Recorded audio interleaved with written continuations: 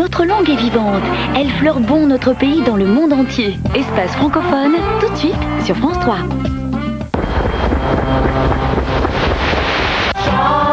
Lundi 3 mars, en direct, Johnny Hallyday, Alizé, Mimi Mati, Patrick Bruel, Véronique Jeuneste, Alain Souchon, Morane, Liane Folly, Frédéric François, Yannick Noah, Laurie, Anne Sinclair, Jean-Luc Delarue, Ophélie Winter, Michel Drucker, Christophe et bien d'autres se mobilisent autour d'Evelyne Thomas. Pour la première fois en France, les plus grandes stars vous permettront de gagner un objet personnel qui leur est cher.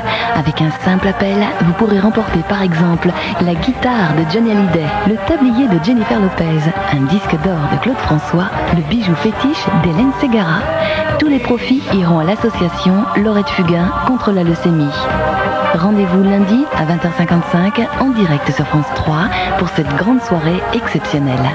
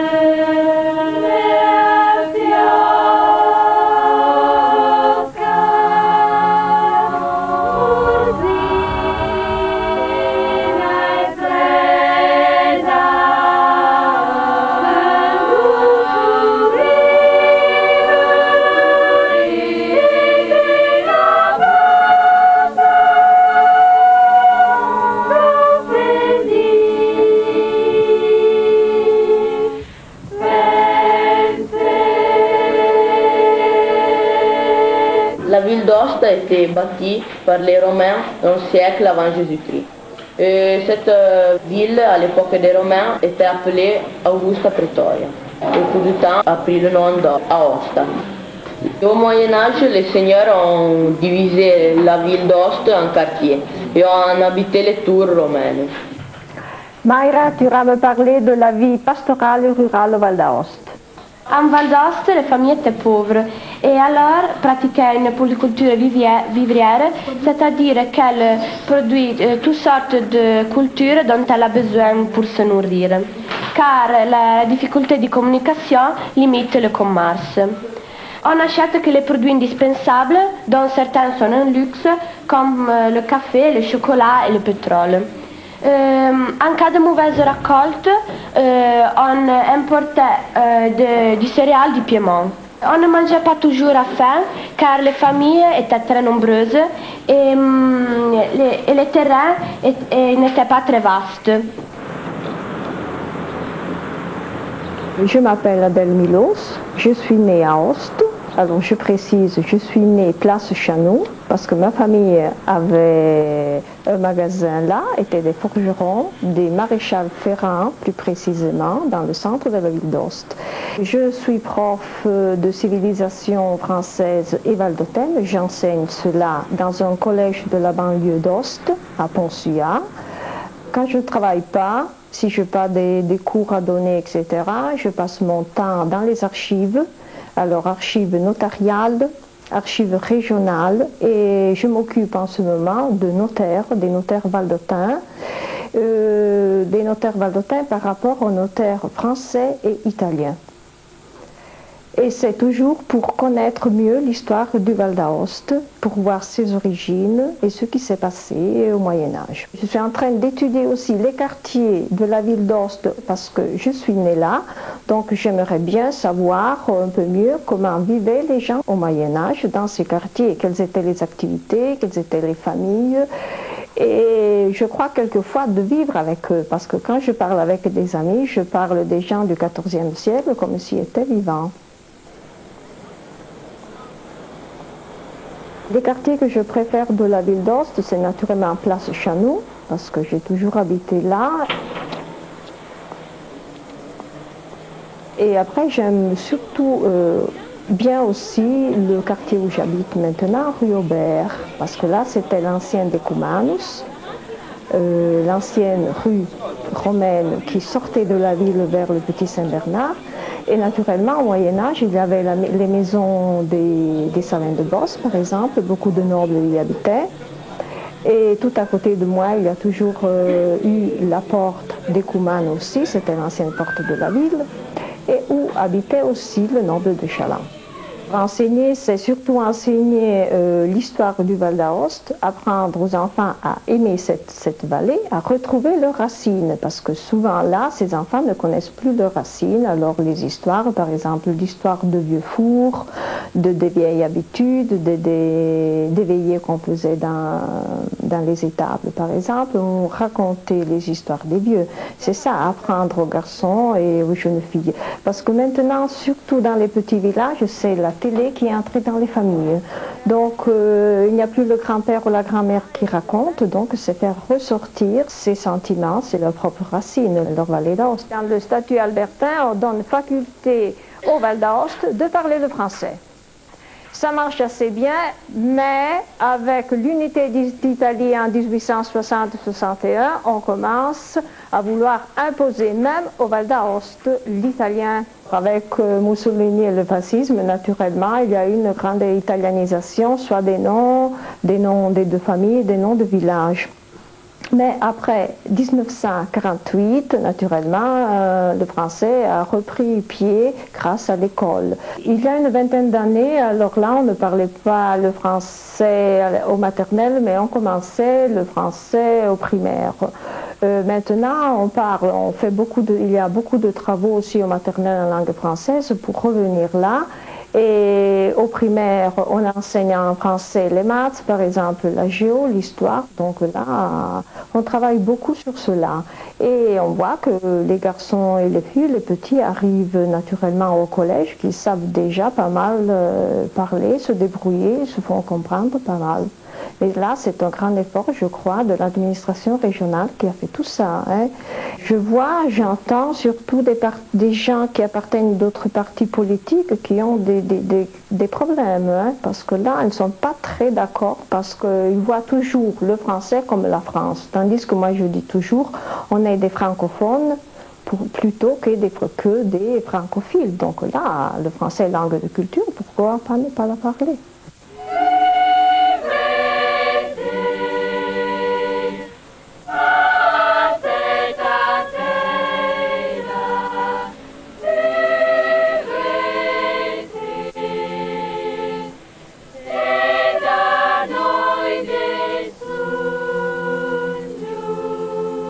Je m'appelle Enrica Dossigny, j'ai 30 ans, je suis née à Aoste et j'habite à une dizaine de kilomètres de la ville, dans un petit village qui s'appelle Chez Henri.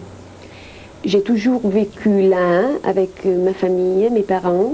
Ma mère était à la maison, mon père était ouvrier. En plus, il travaillait la campagne, il cultivait les vergers. En ce qui concerne mes études, j'ai étudié avant à l'école de Gignot, après à Aoste. J'ai fréquenté l'école normale où je suis diplômée. Et à présent, j'étudie à l'université, langue étrangère moderne. Et je suis en train de travailler à l'instant à ma thèse en littérature française et précisément sur Marcel Aimé.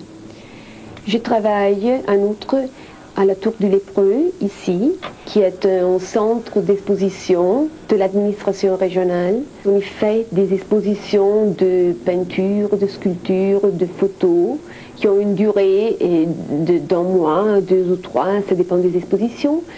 À présent, il y a une exposition de Madame Augusta Francisco, une femme sculpteur qui travaille le bois.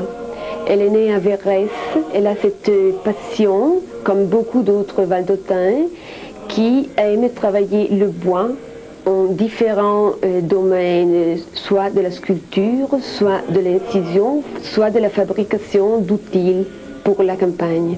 Et ces sculptures, je trouve, qui sont très poétiques, sont très jolies et témoignent du talent que la dame et beaucoup d'autres artistes valdôtaines ont particulièrement en sculptant, en travaillant le bois. Les artistes sentent comme une matière qui leur appartient et donc il y a un lien vraiment très strict entre l'artiste et le résultat et l'œuvre d'art.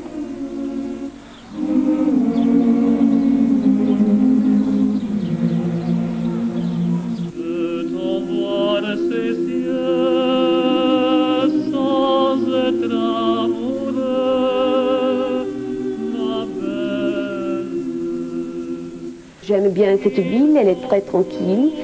Je l'ai toujours aimée. De chaque coin, on peut admirer soit la ville en elle-même avec les monuments, etc., soit le cadre naturel, alors les montagnes, les bois, les prés, où on peut vivre à mesure d'homme, je crois, parce que tout est très près, même si on veut faire une promenade, si on veut faire des courses, on peut très bien se promener dans la ville et la traverser à pied facilement dans une heure. J'ai toujours considéré Aoste une ville très vivante, d'abord parce que la région est une région très touristique. Alors, pendant toute l'année, plus ou moins, on a beaucoup de gens, beaucoup de touristes, mais je trouve que c'est enrichissant d'avoir toujours du monde, des personnes nouvelles, des nationalités différentes. Alors, de ce point de vue, je ne dirais pas que c'est une ville de province. Je trouve quand même qu'il y a un bon offre du point de vue culturel. La région, à travers la saison culturelle, organise des sections de cinéma, de théâtre, de musique, de conférences qui permettent aux Valdôtains, pas seulement aux citoyens de la ville, mais vraiment à tous les Valdôtains, de pouvoir voir 2 films à la semaine d'un certain niveau, c'est-à-dire pas tellement commercial, des pièces de théâtre soit italiens, soit français, des conférences, des concerts. La région aide aussi économiquement des compagnies de théâtre populaires. L'aide à ces compagnies permet quand même de faire un effort en ce qui concerne la sauvegarde du dialecte, du patois, parce que ces compagnies s'expriment en patois. Beaucoup de personnes parlent le patois, qui est le dialecte de la vallée d'Aoste. C'est un dialecte franco-provençal, très joli, je trouve, très riche. Et je trouve que c'est très important de continuer à le parler, de ne pas le laisser tomber, parce que c'est quand même une richesse pour le peuple valdôtain. Ça rentre dans le domaine du particularisme de la vallée d'Aoste, de l'attachement aux traditions et de tout ce qui fait la culture valdôtaine.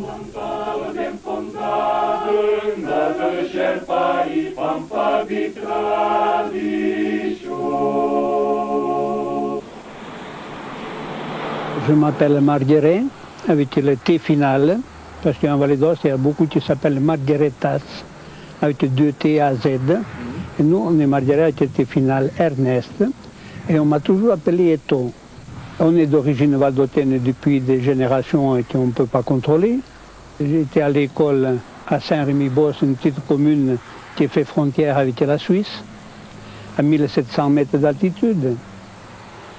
Après, à 17 ans, je voulais travailler, je voulais apprendre un métier. Ici, c'était un peu fermé, la vallée d'Aoste, c'était fermé. Il n'y avait pas le percé le tunnel du Saint-Bernard, il n'y avait pas le tunnel du Mont-Blanc.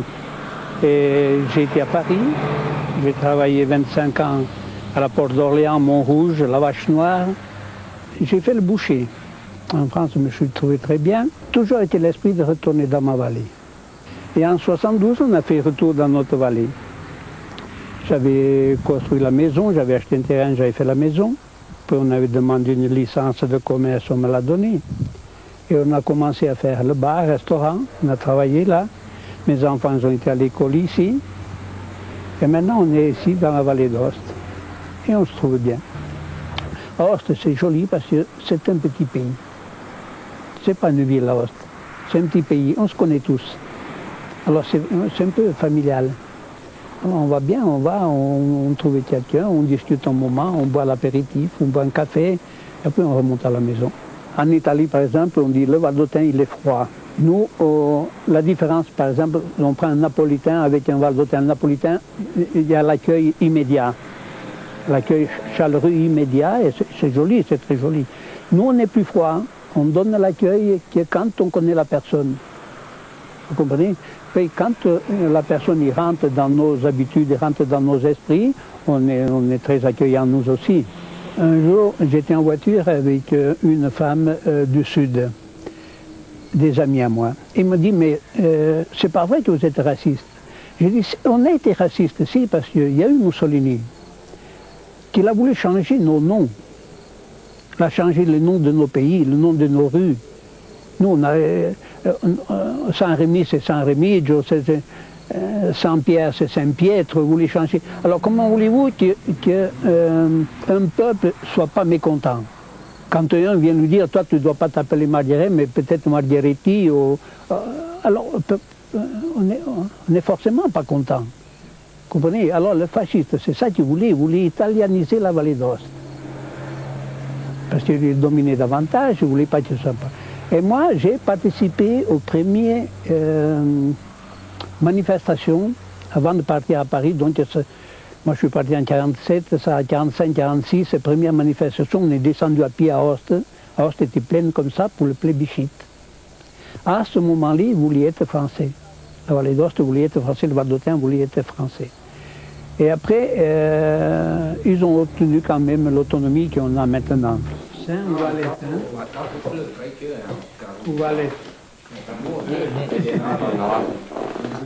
Je fais un métier, donc j'ai le bar, restaurant, j'ai la discothèque, et je suis plus en rapport avec les jeunes qu'avec les gens de mon âge.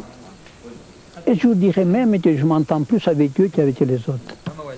Parce que le jeune maintenant, il est beaucoup plus informé, il est moins étroit d'esprit, il retourne à parler le patois, le dialecte, qu'on avait oublié. Bien, moi je me rappelle quelques années fait, ils avaient honte de parler patois, mais maintenant non, parce que maintenant on donne des cours de patois. Moi je discute avec eux, tout ça, et je fais la partie aux cartes avec les jeunes. Maintenant on sent que les jeunes sont même fiers d'être Val-d'Autun. Dans nos traditions, même dans les jeux qu'on a, les jeux typiques Val-d'Autun, on va jouer au fiolet, au chant, tout ça, c'est devenu une mode. Et ça a changé en ce sens-là. Vous comprenez? Maintenant, on se sent fier d'être Val-d'Autun. J'aime peindre, mais si ma journée est libre, je ne peux pas peindre si je ne fais pas un petit tour à Aoste tous les matins. Moi, je dois prendre la voiture, descendre à Aoste, même si j'ai rien à faire. Je fais un tour, je trouve des amis, je vais boire un café ou l'apéritif. Après, je remonte, après je me mets à peindre.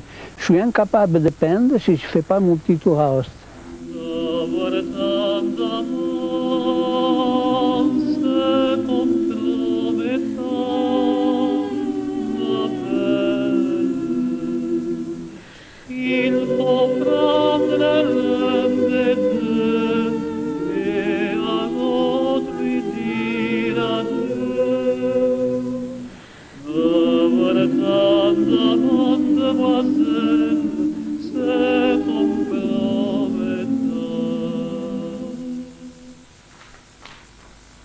Je suis Sylvia Carrel, je suis née à Aoste il y a 33 ans. Je travaille pour le maire d'Aoste depuis 1995, l'année où il a été élu. Travailler au cabinet du maire, ce n'est pas aussi simple. Disons qu'on ne fait rien de spécial, mais on touche un peu à tout. Donc on ne suit pas un secteur genre les travaux publics ou le tourisme. En fait, on touche un peu tous les problèmes des gens. Quand les citoyens ne savent plus où s'adresser, je les vois directement moi.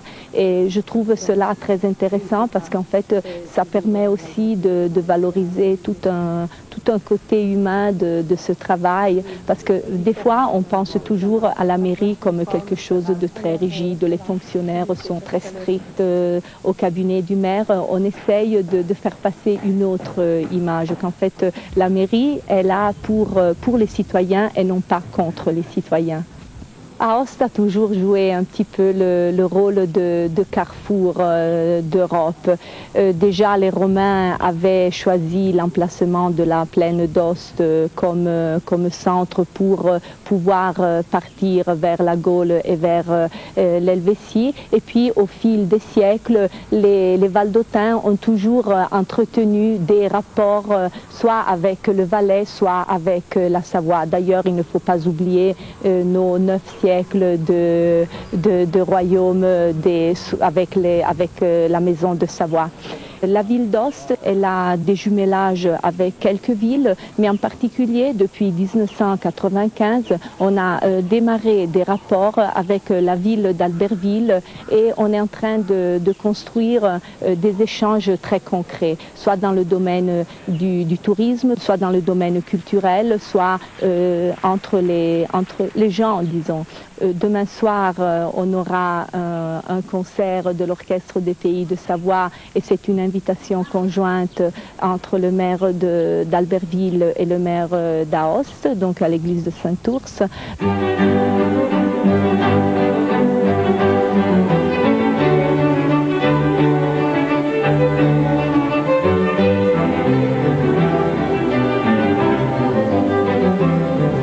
Aoste est une petite ville, 35 000 habitants, donc on pourrait même la définir une petite ville de province. Mais nous, les Valdôtains, on la considère, et en fait, elle est véritablement le chef-lieu de région. Des fois, on a même la hardiesse de dire la capitale de la région. Et si on se promène donc dans le centre historique, on voit une longue rue qui est très, très mignonne, mais on ne voit que des maisons. Dès que l'on rentre dans deux cours, on se rend compte qu'on peut trouver des prés, on peut trouver des jardins potagers. Ici, il y a un petit peu le culte des jardins potagers. La région Vallée d'Aoste, c'est une région bilingue. Donc l'italien et le français sont sur le même plan, donc tous les documents officiels sont rédigés dans les deux langues. Et en se promenant dans la ville d'Aoste, on se rend compte que cela est une réalité. En effet, si vous remarquez un peu tous les panneaux sont bilingues. Si on se promène dans les rues, on entend parler différentes langues, parce qu'il n'y a pas seulement l'italien et le français, il y a aussi le franco-provençal, qui est peut-être la véritable langue des Valdôtains, la langue du cœur. Et je trouve que cela donne aussi un petit peu une ambiance d'ouverture vers le monde.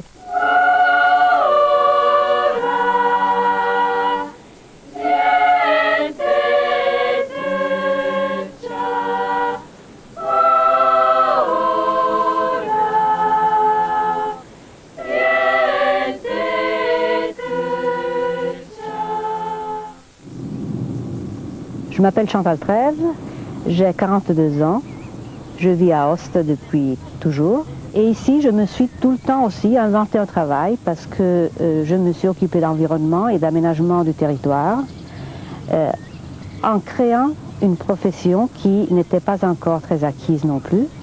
Donc, disons que chaque jour, je m'invente un peu.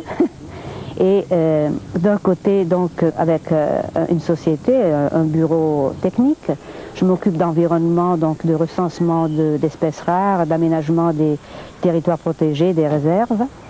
De l'autre côté, je fais un petit peu d'école.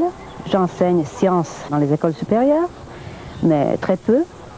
Et dernièrement, je travaille à l'Agence régionale pour la protection de l'environnement. C'est assez intéressant comme travail parce que ça me permet d'avoir des contacts à niveau national, par exemple, avec les autres agences de l'environnement et avec l'Agence nationale. La ville d'Aoste est une ville qui a un centre ancien, très intéressant et très beau, qui est, je crois, tout à fait charmant et intéressant à vivre, parce qu'il y a encore une atmosphère un peu de bourg. Il y a un quartier d'Aoste que j'aime beaucoup, c'est le quartier de la cathédrale. Et les petites ruelles qu'il y a derrière, c'est des ruelles très étroites, parfaitement intactes, bien conservées, avec des jardins au-delà des murs. C'est rue Saint-Joconde, par exemple, ou rue Saint-Bernard de Menton. Ce sont des rues qui sont en grande partie propriété encore maintenant des curés et de la cathédrale. Aoste, c'est une plaine à côté d'une colline. La colline a toujours été verte, cultivée à vignobles et à vergers, très jolie, très belle à vivre. Alors, par exemple, ici, on est dans un jardin d'une maison des années 30. C'était la première maison des alentours. Il n'y avait rien alors ici autour. Cette maison, moi, je l'ai habitée pendant beaucoup d'années. Maintenant, j'habite toute seule pour mon compte. Et ici, ils vivent encore mes parents, mon père et ma mère, tranquillement. Mon père a 77 ans et il s'occupe encore de faire le vin. Pas beaucoup de vin, mais on en fait assez suffisamment. On en fait 500 bouteilles, plus ou moins. De Petit Rouge, qui est un vignoble local, valdôtain. Et c'est du bon vin, je dirais, apprécié, assez apprécié. Et on est ici au milieu, oui, un peu isolé du reste du monde, dans le vert, dans la nature. Et en face, on a des montagnes qui sont aussi nature très forte, hein, celles qui nous donnent notre identité. Pensons qu'on est à 800 mètres d'altitude ici et qu'en face, à moins d'1 kilomètre, il y a une montagne qui est 4000 mètres. Tout autour, on a des montagnes très hautes, très fortes. Il y a des glaciers, il y a du blanc et du vert, le bleu du ciel. Tout est très fort. Donc, on ne peut pas faire semblant d'être dans un autre endroit. On est né ici et on est enraciné ici. Ils sont tout remplis de feu, que t'envoient ces yeux de demoiselle sans amoureux.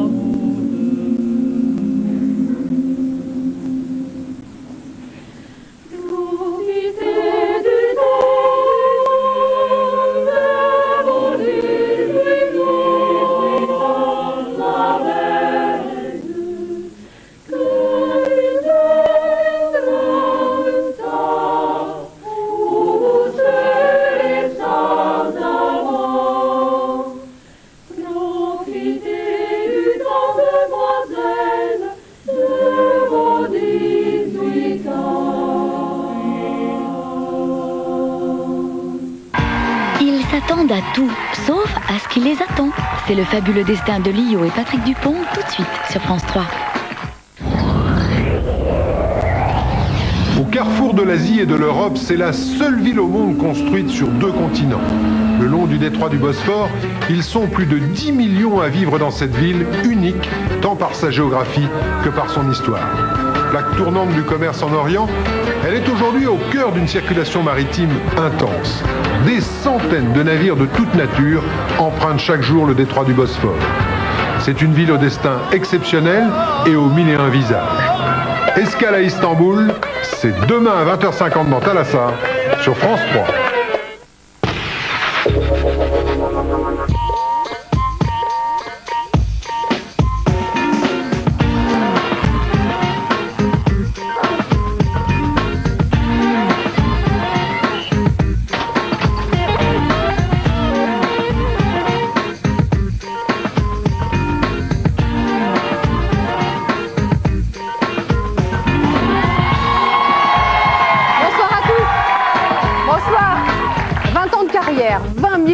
Vendu des dizaines de tubes que l'on fredonne encore aujourd'hui. Lio est notre baby doll nationale préférée. Elle nous raconte sur ce plateau sa vie, une vie parfois semée d'embûches, un vrai destin en tout cas, de femme, de chanteuse, d'actrice, de mère de famille. Et face à elle, une autre étoile, bien sûr, qui elle aussi a une vie avec des hauts et des bas. Patrick Dupont, juste avant de les accueillir, regardez, il se passe pas mal de choses en coulisses. Aujourd'hui, tout le monde est un peu perturbé. Vous venez pourquoi, Jackie? Je vais chanter, je ne sais pas ce que je vais chanter, non. D'autres font ce qu'ils peuvent pour se détendre. Bizarre. Vous venez avec moi, s'il vous plaît? Non. Les regards sont inquiets et les répétitions incertaines. Attends, 2, 3, 3, 1. Espérons que ça ira mieux avec la chaleur du public. Merci d'accueillir Lio et Patrick Dupont.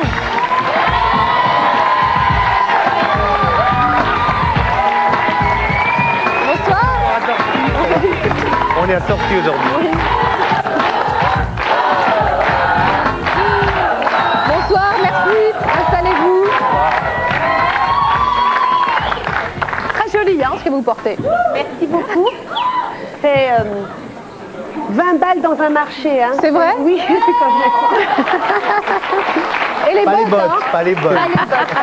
Ce qui est bien avec vous deux, c'est que vous avez l'air mais très bien dans votre peau. Et mais vraiment, même encore plus, passer la quarantaine, vous avez 43 ans, c'est ça? 44 bientôt. 44 bientôt. L'âge de la retraite d'ailleurs pour un danseur, c'est à quel âge? L'âge de la retraite à l'opéra, c'est 45 ans pour les garçons et 40 ans pour les femmes, ce qui est totalement ridicule. Dans un an, vous êtes à la retraite? Dans un an, je suis à la retraite. Je serai un heureux retraité. Mais comme l'année prochaine, on sera en tournée autour du monde avec l'Air de Paris jusque fin 2004, en fait, ouais, peut-être qu'on songera à la retraite à 45 ans, on verra. Mais avant de parler de la retraite, on va quand même regarder quelques photos qui résument votre carrière. L'album photo.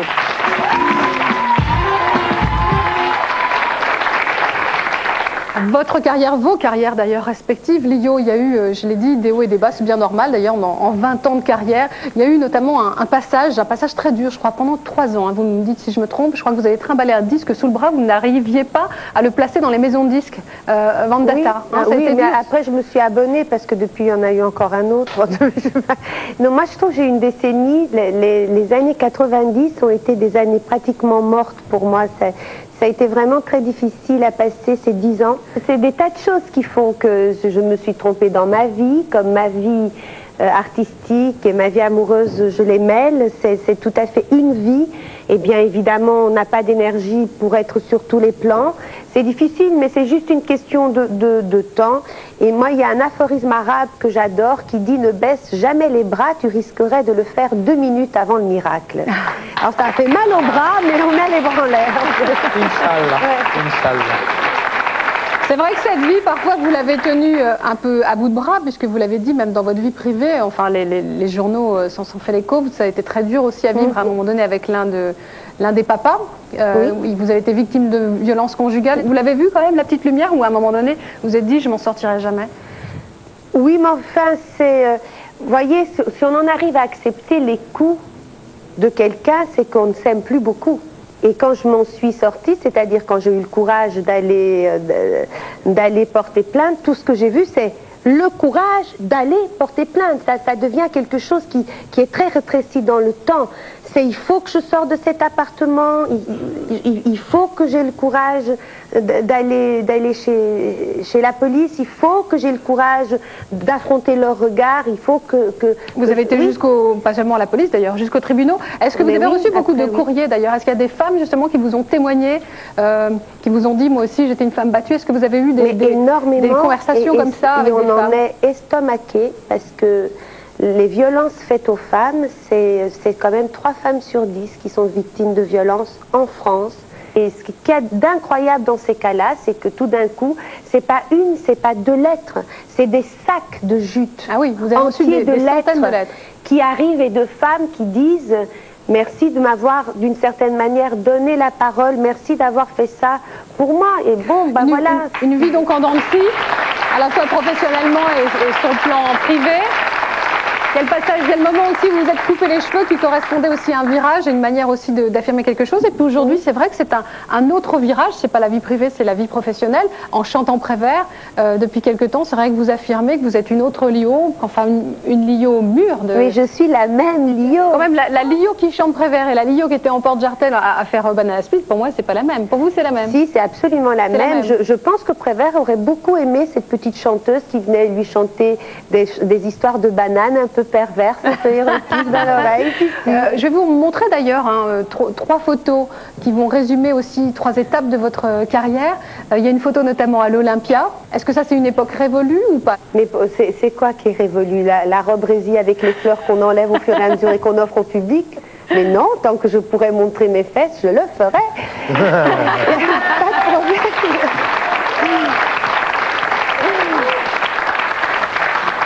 Il y a une photo de vous aussi à Cannes. Oui, oui. Alors là-dessus, normalement, il y avait une immense robe complètement fermée en taffetas, mais qui était 3 fois trop grande pour moi. Et je me suis dit, ben je mets que la crinoline, parce qu'elle était à ma taille.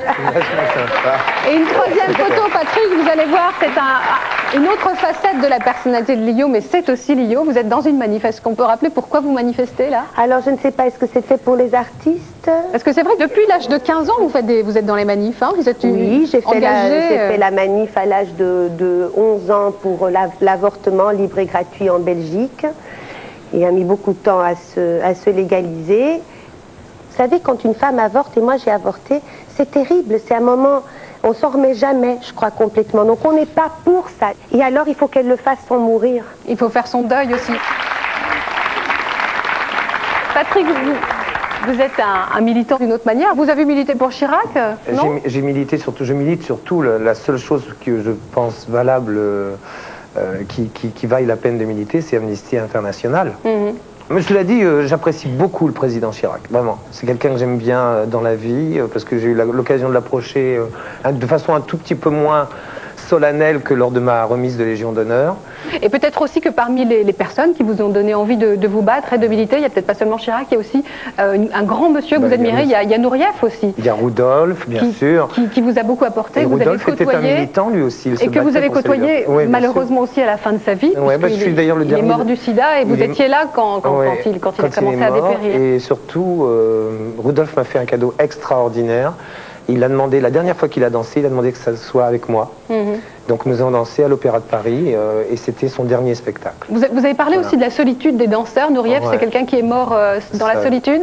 Les gens n'ont pas pris conscience à quel point il souffrait de sa solitude, déjà d'une part.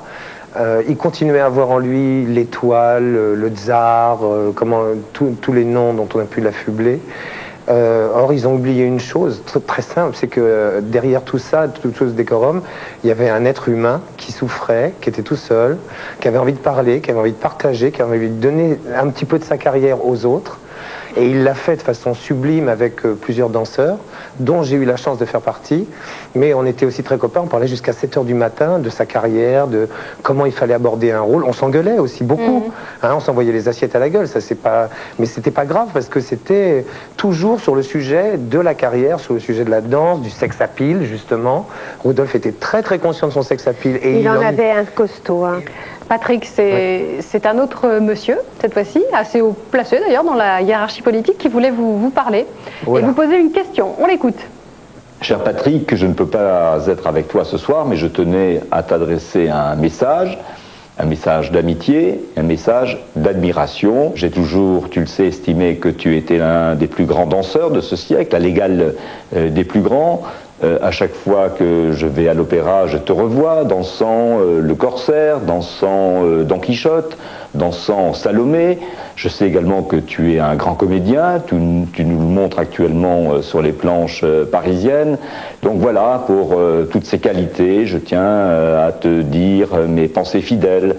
Je voulais également te poser ce soir une question. Est-ce que les plates-bandes de Gainville se portent toujours bien ? Cette histoire de plate-bande. J'ai une maison, une petite bicoque de campagne qui est à côté de Mantes-la-Jolie. Et les 5 ou 6 premières années où j'habitais dans cette maison, à chaque fois que quelqu'un venait, il avait pour tâche de planter un arbre, une plante, quelque chose qui me rappelle sa venue. Et monsieur le ministre m'a fait l'honneur de me faire une plate-bande. Et c'est sa plate-bande. C'est un bon jardinier ? Et c'est un très très bon jardinier. Alors, outre le fait que c'est un grand ministre, à mon avis, c'est un très vous aimez les ministres, parce que vous êtes ami aussi avec Jack Lang. Vous aimez les hommes de pouvoir Mais alors, non, Jack Lang et Jean-Jacques Ayagon sont les deux avec qui je m'entends vraiment le mieux. Mais je ne suis pas gêné par les gens de pouvoir. Je suis impressionné par les gens qui ont un fabuleux destin. Ah voilà, on fait une pause et d'autres surprises juste après pour Lio et Patrick Dupont. A tout de suite.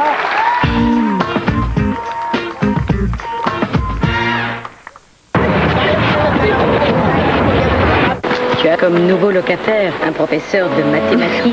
Mon genre de Casanova qui essaie de séduire toutes les femmes qu'il rencontre. Genre c'est ce type de chez vous. Vous exagérez là. Je trouve ça super qu'il soit venu habiter ici. Ouais, si. Tu es la première personne depuis la mort de Nicolas qui représente quelque chose pour les enfants. Il doit avoir quelque chose à cacher, tout ça n'est pas normal. J'ai l'impression que c'est quelqu'un qui se fait passer pour quelqu'un d'autre. Quoi, qu'est-ce qui s'est passé? On a retrouvé une femme poignardée. Vous savez à quoi il me fait penser? À ce tueur en série que la police n'a toujours pas arrêté. Son cœur l'aurait-il trompé? Son amoureux serait un dangereux criminel? La maison sur la côte, demain à 15 h sur France 3.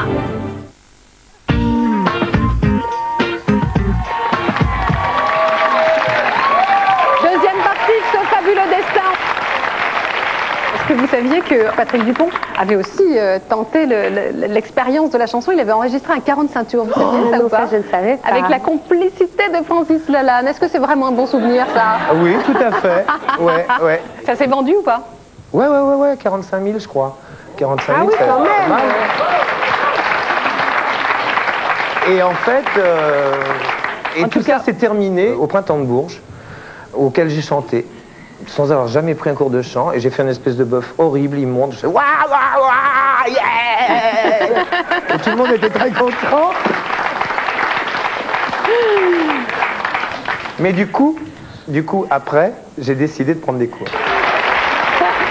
Patrick, tout ça c'était pour vous dire que ce soir, il y a deux de vos grands amis qui eux aussi voulaient s'essayer, rien que pour vous, à la chanson. On les écoute.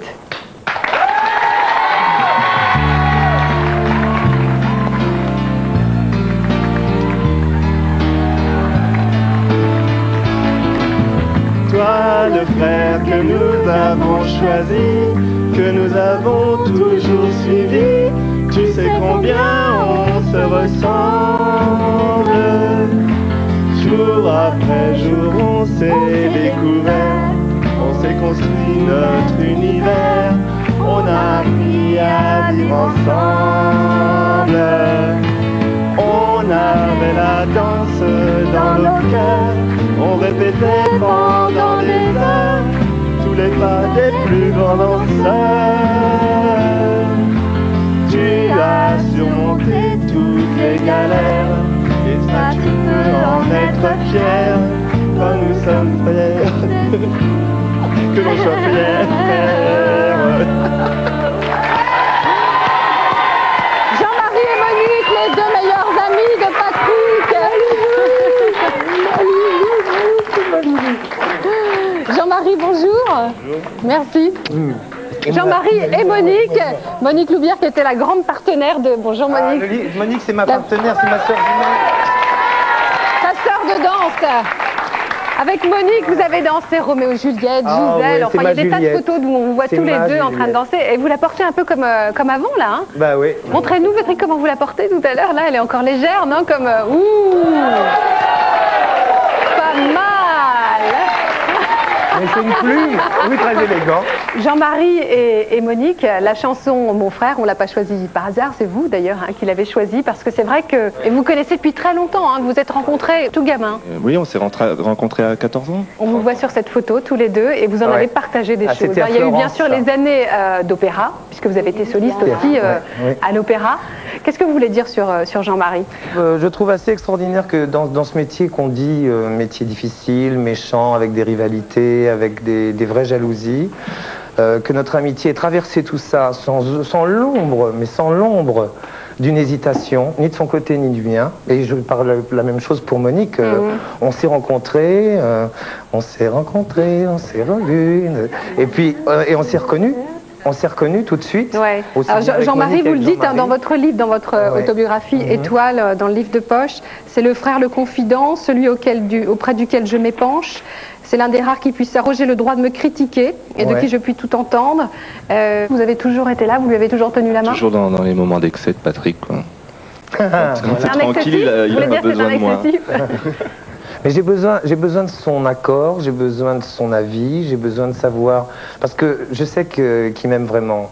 Pareil pour Monique, et donc j'hésite pas à lui téléphoner. Je l'embête, elle est à Cannes, elle dirige une école sublime à Cannes. Spécialement de Cannes pour vous voir. Quand vous écrivez, Patrick, que eux seuls ont le droit de vous critiquer, c'est-à-dire, les critiques, c'est quoi? C'est qu'à un moment donné, vous avez pu choper la grosse tête ou bien? Ah oui. Quand je suis revenu de Varna, je lui adressais... Il n'avait pas le droit de m'adresser la parole. C'est vrai, Jean-Marie? Oui, je me souviens, je faisais partie des victimes. Varna, c'est quand il a eu son prix et on a dit, voilà, c'est le meilleur danseur au monde. Je passais pas la porte, là. C'est vrai?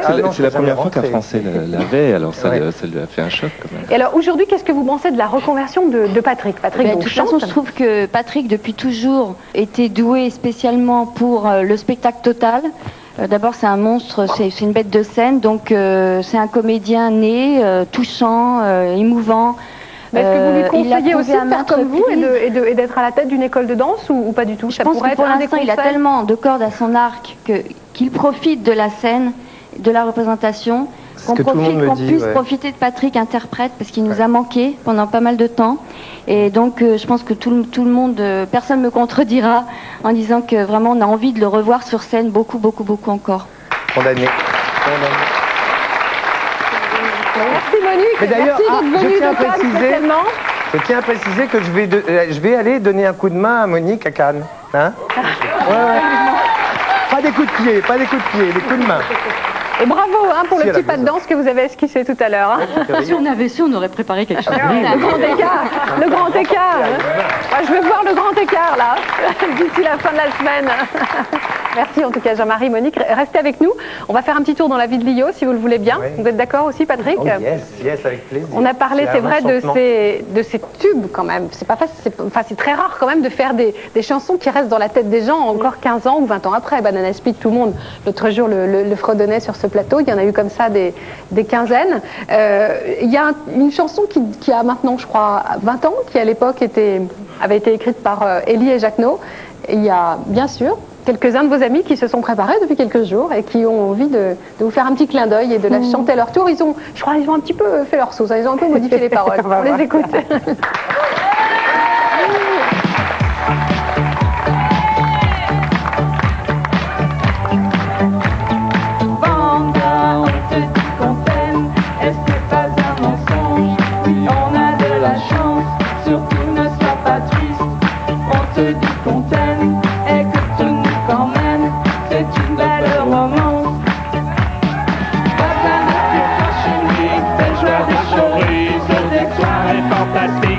Nicolade à gogo, même si la vie n'est pas un film parfait.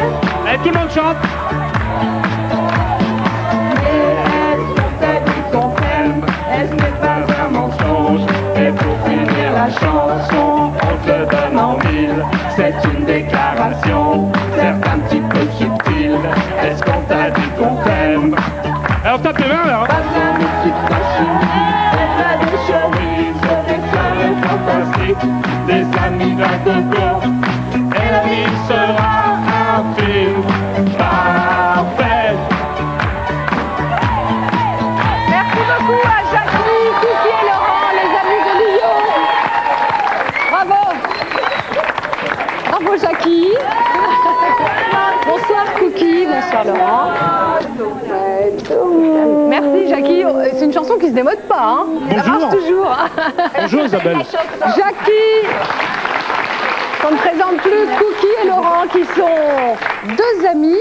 À vous deux, vous représentez un peu une période de la vie de Lio, puisque c'est la vie que vous avez choisi de mener à un moment donné. Vous avez décidé de quitter Paris, d'aller vivre près d'Angoulême. Et vous êtes les amis d'Angoulême un petit peu, c'est ça, hein? En fait, j'ai un message pour Vanda. Alors, j'ai un petit mot de la part de sa sœur. De la part de Helena. Oui, alors, qui n'a pas pu être là ce soir. Et, on va le découvrir en même temps que vous, Lio. À haute voix, en deux mots, ça dit quoi? Moi, je vais bien vous la lire, hein, vous allez rester comme deux ronds de flanc. Salut ma sœur. Demande à maman ce que c'est la colle et houhou. Et la camisole avec le rainbow. Et c'est quoi la fusine? Et Dupont, il est slip ou caleçon? Et le couvert... Tu es slip ou caleçon? Caleçon moulant. Ah ben oui. C'est ce qu'elle crie joli, c'est ce qu'elle crie joli.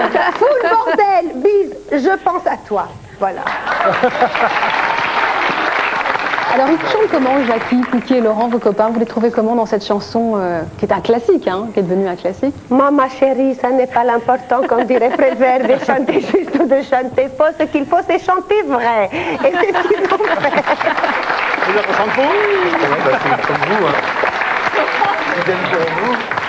Je disais que Cookie et Laurent, c'était une partie de votre vie, c'est une partie importante dans la vie, un petit peu en dehors du showbiz, en dehors de Paris. Et justement, Laurent ou Cookie qui veut prendre la parole, comment on devient amis comme ça, copains avec Lio quand on habite à Angoulême, près d'elle? En fait, en ce qui me concerne, c'est quelque chose que je savais que je la rencontrerais un jour, parce que qui est fan de Vous Vanda étiez fan depuis longtemps? Depuis toujours. Et donc vous êtes allé la retrouver, et puis l'amitié est née comme ça au jour Mais elle le jour. avait rêvé de ça, figurez-vous. Voilà. Ah oui. Et elle c'est un beau l'avait dit. signe, c'est un signe prémonitoire. Et ouais. voilà, et puis elle est arrivée dans ma vie et c'était très naturel. Et cette vie à la campagne ressemble à quoi? Quand vous êtes avec Lio, vous faites quoi? C'est comme avec Patrick et ses amis, c'est une bonne bouffe autour d'une table? Exactement, c'est des repas, des rigolades surtout, parce qu'on rigole un peu on rigole des mêmes choses. Hein.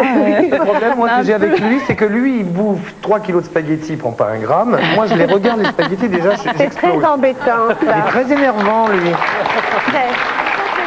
Jackie, un mot, on peut rappeler la rencontre avec Lio. Lio, elle a été importante aussi pour vous. Je me rappelle de Platine 45 et tout ça. On s'est rencontrés dans les années 80. C'est aussi tout un univers musical important. Derrière Lio, il y a aussi les goûts, ce qu'elle aime, ce que vous aimez aussi, j'imagine. Elvis Costello, Blondie, tout ça, c'est quand même toute une époque. Ça. Oui, on avait déjà des goûts en commun. On s'est rencontrés à Platine 45, gros enfants du rock aussi, Oui, avec Antoine de Caunes. oui. Et t'es venu plusieurs fois sur Platine. On a décidé de faire un truc ensemble. On savait pas quoi au départ. Et puis finalement, on a fait une chanson qui s'appelait Tété où. Et on a bien rigolé. Et en face B, il y avait la chanson que Dao nous avait écrite, absolument. qui était une très jolie chanson. Exactement. Avec que vous, tu vas nous chanter maintenant d'ailleurs. Je connais là-haut un coin de Lucerne. Rendez-vous ce soir, la lune est rousse. Je mettrai mes habits de toile douce. Il fait si bon ce soir sous la grande ours.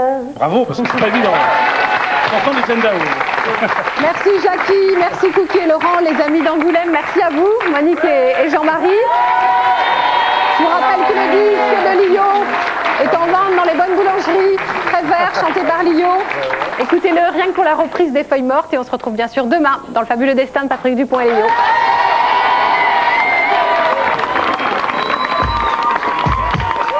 Le fabuleux destin raconte les stars, mais aussi les anonymes. Si vous aussi, vous avez envie de faire plaisir à quelqu'un en organisant des retrouvailles, en offrant un cadeau d'amour ou en fêtant un événement exceptionnel. En un mot, si vous connaissez un fabuleux destin dans votre entourage, eh bien écrivez-nous, boîte postale 100 75 722 Paris Cedex 15. À bientôt.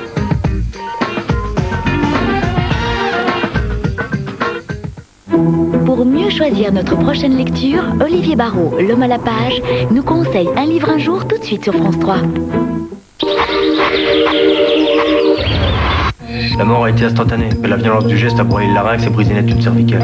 C'est avec des alibis en or et des témoins scrupuleux qu'on fabrique la première vérité. Ici Lucifer, vous étiez avec elle vendredi soir? Oui, avec Bénédicte. C'est quoi votre première vérité? Celle dont on se contente la plupart du temps. Celle qui ferme les dossiers et apaise les consciences. Il y a leurs empreintes sur le corps. Et qu'est-ce qu'ils ont dit? Ils se souvenaient de rien. Mais pas quand ça se complique, vous. Il n'y a plus d'apparence qui compte ici. Puis il y avait une histoire avec Nicolas Mizravic, le basketteur. Notre équipe, c'est un petit peu notre vitrine. Et derrière la vitrine? Qu'est-ce que vous insinuez? Cour douce et secret bien gardé. Je dois vous dire qu'il y a toujours, notre part d'ombre, qu'il y a toujours une seconde vérité. Même la police joue double jeu. Samedi et dimanche à 20h50 sur France 3.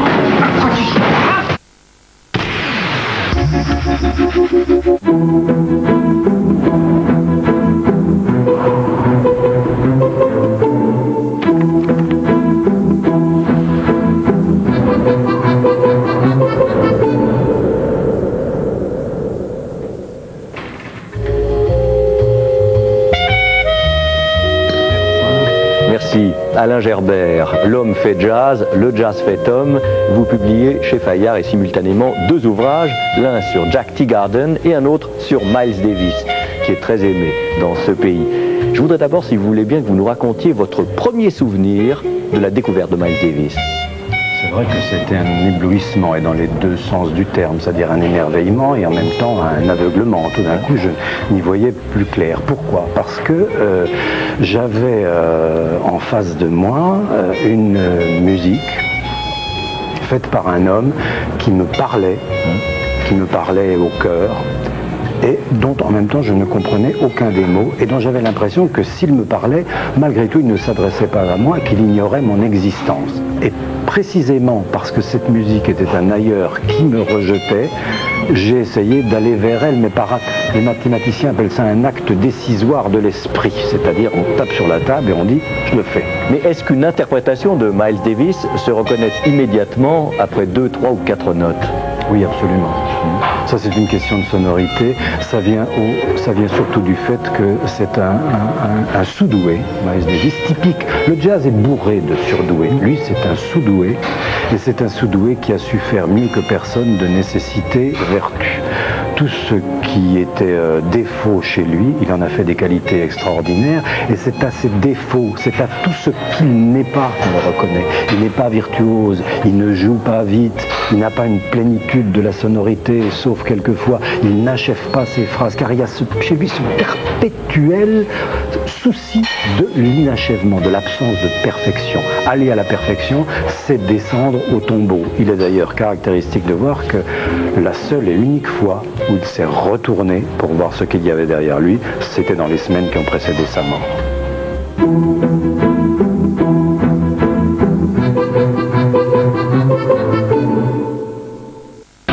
Laurent Ruquier et ses acolytes n'avaient pas encore essayé de gagner la question pour un champion. L'occasion leur est donnée. Mais qui remportera le tournoi? Tout de suite sur France 3. Ah oui, ça c'est beau. Allez, en avant, mon kiki. Heureux de vous retrouver pour cette 3e saison d'On ne peut pas plaire à tout le monde. On va balancer. Un mot de travers, c'est coup de tronc. Là, il veut foutre la merde. Impertinent. C'est grave, c'est ouf. Moi, je suis largué complètement. Spontané. Vivez avec moi, vous verrez que... Je vous remercie, vous m'avez déjà proposé. Insolent. C'est vos fantasmes. Oui, on Fatal. C'est simple, c'est de la tendresse pour moi, du sexe. Irritant. Ariane, c'est pour... Provocateur. L'auto-érotique. C'est plus joli que ça va faire. Je vais me faire regarder, c'est le service public. On ne peut pas plaire à tout le monde et nul ne peut y échapper. Pas même Marco. Demain à 22h55 sur France 3.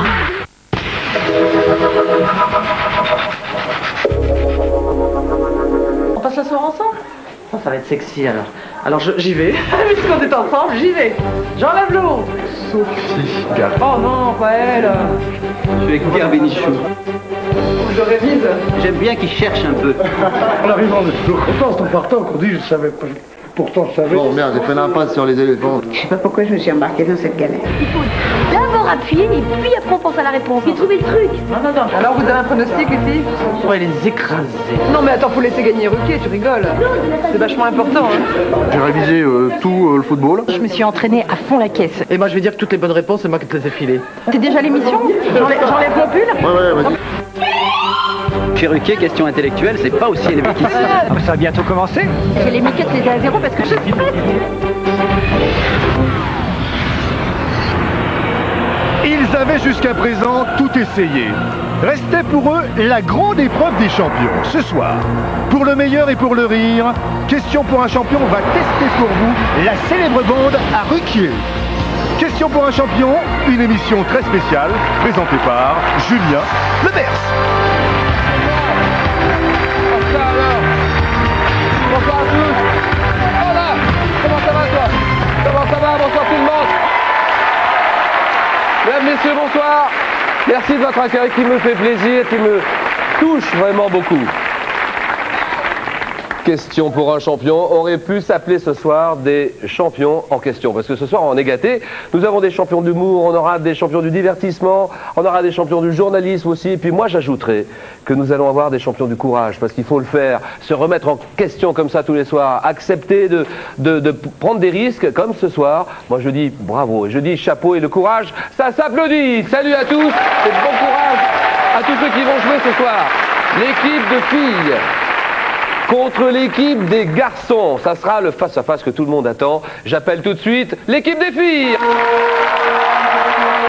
Annie Lemoine, Maureen Dor, Sophie Garel, Isabelle Alonso et Claude Tarotte. Et l'équipe des garçons maintenant. Les garçons avec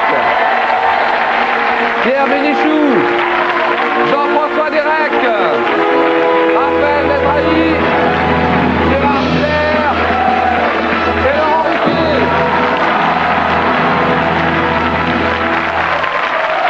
Allez, avec côté Laurent. Ça va Laurent? Bonsoir Julien. Alors, ça me fait plaisir. Est-ce que dans tes rêves les plus fous, tu aurais pensé comme ça un jour pouvoir participer à Question pour un champion, Laurent? Non seulement je n'aurais pas rêvé à ça, mais de les faire participer eux, oui. Ça je n'aurais pas rêvé. Je suis ravi en tout cas de vous recevoir.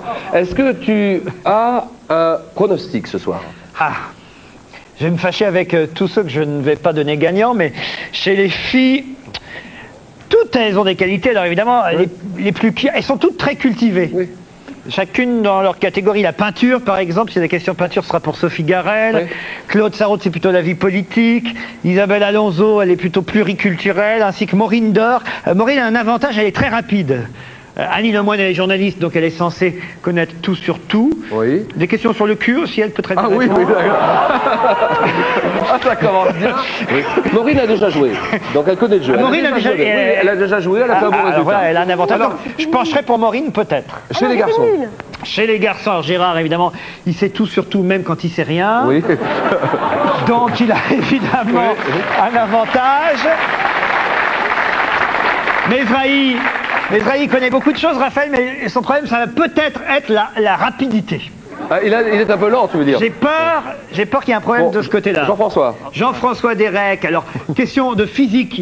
Je parle pas de son très physique, ouais, je parle de oui. physique-chimie. Il est formidable. Oui. Quant à Pierre Bénichou, évidemment, c'est le monsieur culture de cette émission. Donc, moi, je parierais pour une finale Maureen Dor, Pierre Bénichou. Et Laurent Ruquier, alors tu te vois où, Laurent? Laurent Ruquier, comme toi, il connaît rien. Oui, d'accord.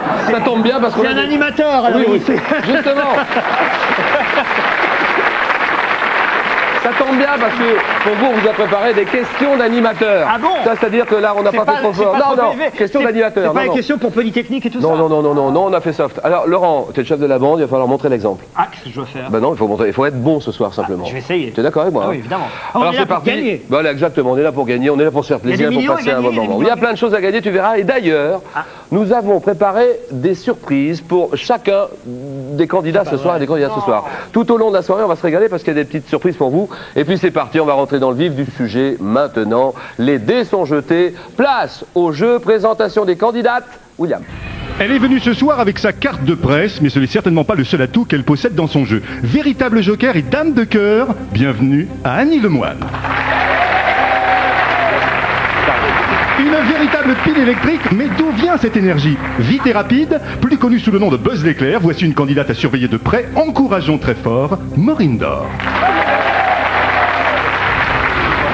Candidate peu académique pour qui les jeux télé sont une véritable potion magique et un bain de jouvence, elle aurait pu naître dans une boîte de jeux, difficile de résister au charme et au sourire de Sophie Garrel. Un tempérament de championne pour qui la victoire se déclinera forcément au féminin ce soir. Son but? Libérer la Vénus et repartir avec un Apollon. Bonne chance et bienvenue à Isabelle Alonso. Claude ou l'assurance d'une femme du monde venue pour tutoyer la victoire et vamper Julien Lepers. Une véritable Marilyn pour qui 7 ans de réflexion ne seront pas nécessaires pour répondre aux questions. Voici Claude Sarraute. Oui. Allez, bonne chance à toutes les filles. Tout de suite, première épreuve, le 9 points gagnant. Le public est chaud. Le public est là. On ne s'en va pas, Sophie. Christian, non, on ne s'en va pas. Allez, stop, attention. Ce sont les filles qui commencent. Donc l'équipe des filles contre l'équipe des garçons. Et première question, elle vaut 1 point. Attention, Maureen. Quel mot désigne la peur qu'on ressent avant d'apparaître en public ou pas? Oui, là-bas, Annie. Le trac. Oui, le trac. Bonne réponse, bien sûr. Annie, 1 point.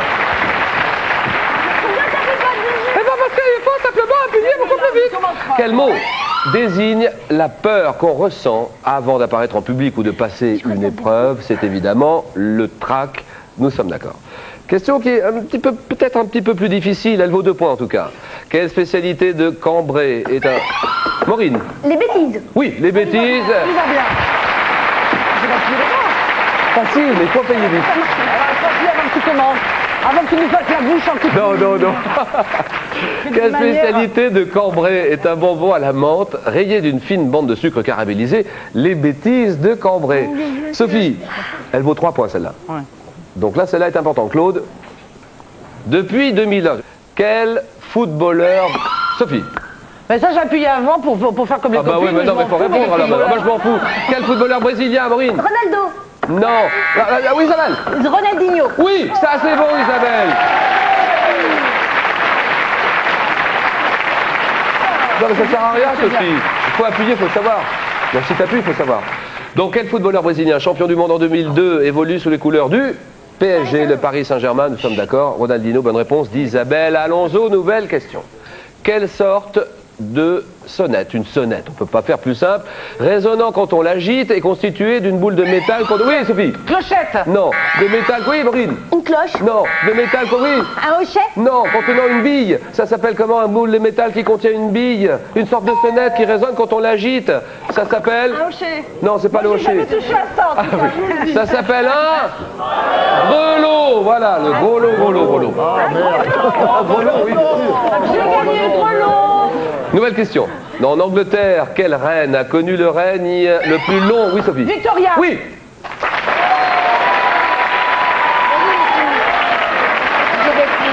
Oui, faut appuyer très vite, très vite. En Angleterre, quelle reine quelle reine a connu le règne le plus long de l'histoire du pays en restant sur le trône? Elle est restée sur le trône. Sur le trône, oui. Sur le trône. Oui. Durant combien elle est restée sur le trône? Durant combien plus de 50 ans. Oui, exactement. 63 ans sur le trône. La reine Victoria de 1837 à 1901. Merci. Eh bien, ça commence bien, hein. Tout le monde a gagné, tout le monde a répondu. Ah non, sauf Claude. Non, moi pas. Claude, peut-être sur celle-là. Moi, je la sens bien, celle-là. Peut-être pour Claude Sarraute, attention. Quel adjectif qualifie un cheval ou une jument de couleur jaune pâle? Mais... Isabelle. Isabelle. Oui, Isabelle, ça c'est bien. Bravo. Non, là, je dis bravo. C'est pas piégé. Génial. Quel adjectif qualifie un cheval ou une jument de couleur jaune pâle? On le sait peu, moi je ne savais pas tellement. Ça s'appelle Isabelle. Donc c'est cette couleur, l'adjectif c'est Isabelle. Bien joué Isabelle Alonso. En bleu, mais les... Oui. En 2003, quel festival international se déroulant à Angoulême a fêté Isabelle? La bande dessinée. Oui, la bande dessinée, c'est bon. Oui, c'est bon, Isabelle Alonso, c'est bien joué. Ah bah là, mettez-vous d'accord, ça marche très bien. Oh là, on se bat pas. Quel festival international qui se déroule à Angoulême fête ses 30 ans de création? Le Festival international de la bande dessinée. Bonne réponse Isabelle Alonso qui arrive à 7 points. Elle est en tête, elle s'échappe. 7 points. Nouvelle question. En Suisse. Attention. Claude, il faut tout de suite mettre les mains, voilà, pas loin en tout cas, pas appuyer tout de suite. Mais pas trop loin du poussoir pour pouvoir essayer de les battre à la vitesse. En Suisse. Quel appareil électroménager couramment appelé Föhn, comme le vent chaud et sec? Là-bas, Maureen. L'aspirateur. Allons-y, on appuie là-bas. Le séchoir à cheveux. Oui, bonne réponse. Dany Lemoine. On avait la bonne réponse, mais Claude c'était battre à la rapidité. C'est le sèche-cheveux. Qu'est-ce qu'il y a là? Ils sont morts de rire, on verra tout à l'heure parce que ça sera leur tour. Claude, vous aviez la bonne réponse. Il fallait appuyer plus vite, Claude. Mais qu'est-ce que je peux faire pour vous aider? Qu'est-ce que je dois faire? On m'a dit que c'est un jeu culturel. Quel appareil électroménager couramment appelé Föhn, comme le vent chaud? Mais oui, je savais. Mais oui, je savais que vous le saviez. Le sèche-cheveux. Alors, nouvelle question, nouvelle chance pour Claude. Donnez-moi le nom de ce comédien. Alors là, bon, quel comédien? Ça, c'est de la culture, Sophie. Quel comédien disait de sa femme Jacqueline de Lubac? Oui, Sophie? Monsieur Sacha Guitry. Oh oui, ça c'est beau.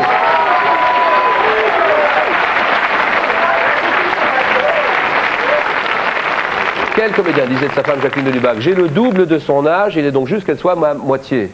C'est Sacha Guitry. Sacha Guitry, on te l'a déjà dit. Alors c'est toujours Sacha Guitry. Claude, il faut vraiment jouer là. Mais j'y arrive pas. Il faut mettre les mains, vraiment les mains sur le poussoir et essayer d'avoir du réflexe. Par exemple, là, vous avez la bonne réponse, j'en suis sûr, Claude. Bah alors vous me laissez le temps. Vous la laissez jouer, hein. Dès 1899, et je vais doucement.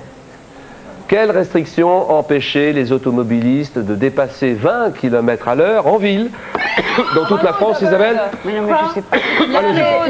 Je sais pas, les limitations de vitesse. Voilà, la limitation de vitesse. Bonne réponse, Isabelle. Un point. Non, mais Claude n'avait pas la bonne réponse. Claude ne l'avait pas. La vérité, Claude. Aviez-vous la bonne réponse ou pas? Non. Pas du tout. Pas du tout. Donc, Isabelle prend sa chance, elle a raison de le faire. Voilà, bien sûr. Donc, un an auparavant, le maire de Bergerac, hostile à l'automobile, avait déjà pris un arrêté et il demandait aux automobilistes, comme aux cyclistes, de mettre pied à terre et de conduire leur machine à la main dans la commune. C'est la limitation de vitesse. Bonne réponse d'Isabelle Alonso. 8 points. Sophie est placée juste derrière en embuscade, elle est à 5. En 2003, avec quelle chanteuse? Sophie? Bah, je sais pas, allez-y maintenant, exprimez-vous, c'est vous. C'est pas possible, ça va pas, non? C'est vous l'animateur. Non, mais vous appuyez, il faut répondre. Trop tard, c'est fini. Lara Fabian chante-t-elle en duo? Morane. Oui, Morane, ça c'est bon. Avec elle, chanteuse belge, Lara Fabian chante-t-elle en duo la chanson « Tu es mon autre ». Bravo Maureen. Morane, bien joué. Nouvelle question. Quel musée, attention Claude, quel musée installé dans l'hôtel Biron, à Paris, donc dans le 7e arrondissement, est consacré à un sculpteur Sophie? Rodin peut-être? Oui, voilà, Rodin, très bien Sophie.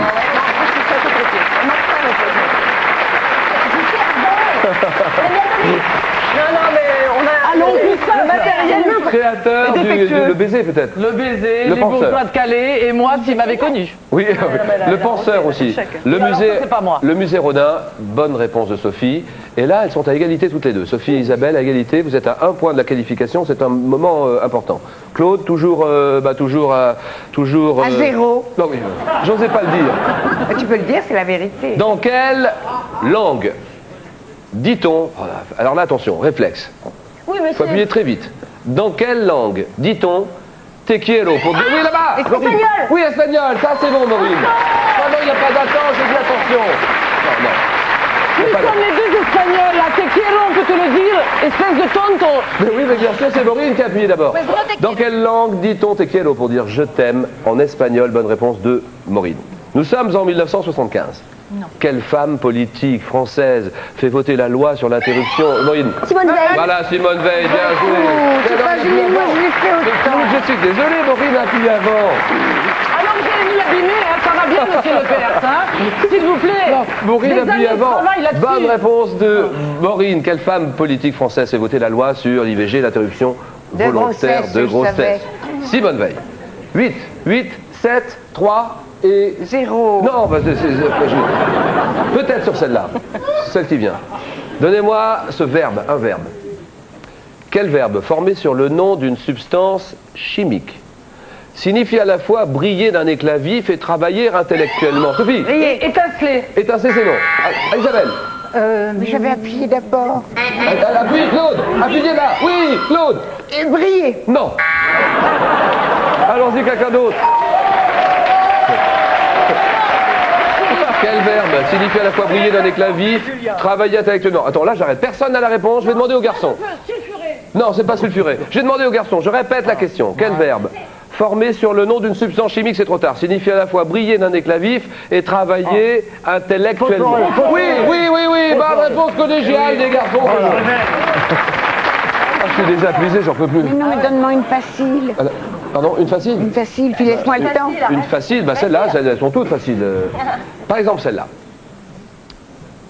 À quel personnage de la mythologie grecque associe-t-on une personne qui aime contempler sa propre image? Isabelle? Narcisse. Oui, Narcisse, c'est gagné, Isabelle.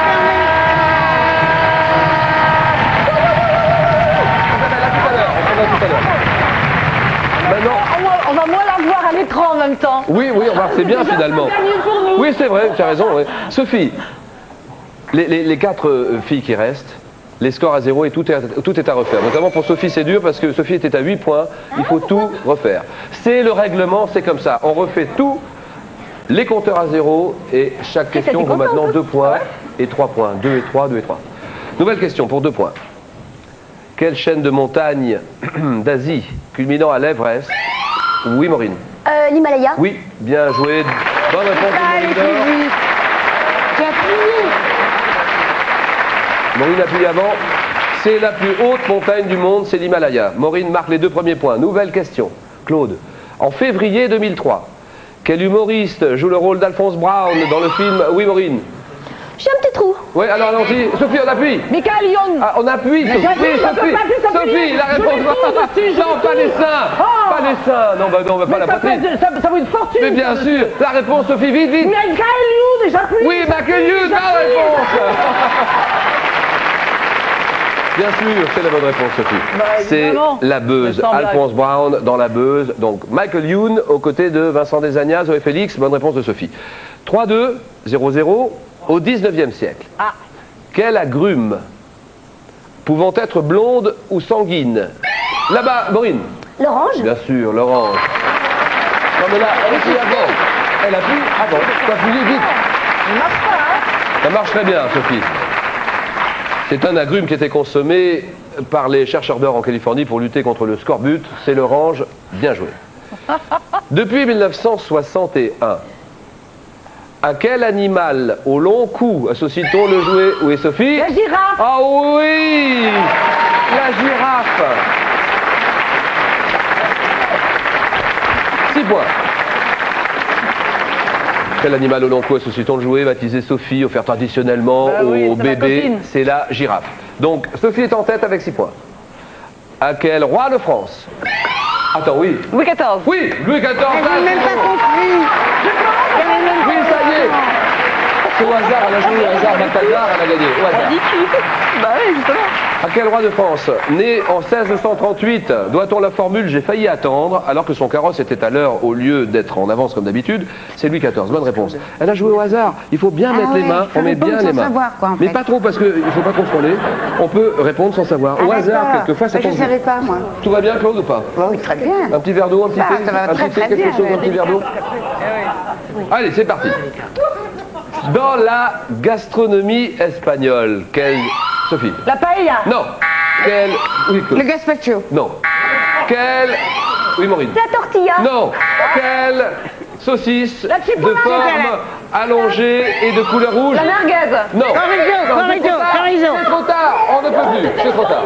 J'ai dit chorizo. C'est trop tard. Côté saucisse espagnole, j'en connais un bout. Hein. Franchement. Dans la gastronomie espagnole, quelle saucisse de forme allongée de couleur rouge et condimentée au piment? C'est le chorizo. Mais non, mais c'est trop tard. Mais c'est Alonso qui fait les questions ou Bon, quoi, allez, là? nouvelle question. Dans le langage courant, comment appelle-t-on un petit névus pigmenté de la peau? Maureen? Un point noir. Ah non, un point noir, non, c'est pas ça. Allons-y, on le sait. Un grain de névus. beauté. Ah, on appuie, Sophie. J'ai appuyé. Oui, un grain de beauté, J'ai d'accord. appuyé d'abord. Oh non. Mais si j'appuyais. Il faut appuyer plusieurs fois, je veux dire. Sophie, bien joué, 8 points. Moi, je lui donne le grain de beauté, j'en ai trop. 8, 4, 2... 0. Tu vas pas te mettre à l'humilier, hein? Ça va bien, Bon, hein? mais non, mais j'allais dire des applaudissements pour Claude, mais elle me dit 0. Alors, en 1965, quelle créatrice de mode britannique lance la mini-jupe? Oui, oui. Marie Quant. Oui, Marie Quant, ça c'est gagné, c'est bon. Elle a pris avant. Oui, mais elle a pris avant. Celle-ci, nouvelle chance. Laissez peut-être l'espace d'une ou deux questions, enfin je ne sais pas, Bon, vous mais voulez, mais... Tu sais, j'ai même pas sûr qu'elles acceptent. Hein. Non, une fois. Allez, on fait comme ça. Bon, alors attends. Quelle partie d'une cour de ferme est réservée à l'élevage de la volaille, des petits animaux domestiques? Le poulailler. Ah non, Claude. Le poulailler, Non, c'est non, quelqu'un d'autre. Allons-y, Sophie, on appuie. On appuie une fois, deux fois, trois fois, on ne le sait pas. Elles ne le savent pas. Je repose la question pour les garçons. Moi, j'appuie. C'est trop tard. Quelle partie d'une cour de ferme? Oui, la basse-cour, bien sûr. Ça, c'est bien joué. Bon, moi, j'ai un œil sur le tableau de contrôle. Ça fait 8, 7 et 2. Et 0. Non, mais je veux dire des applaudissements. À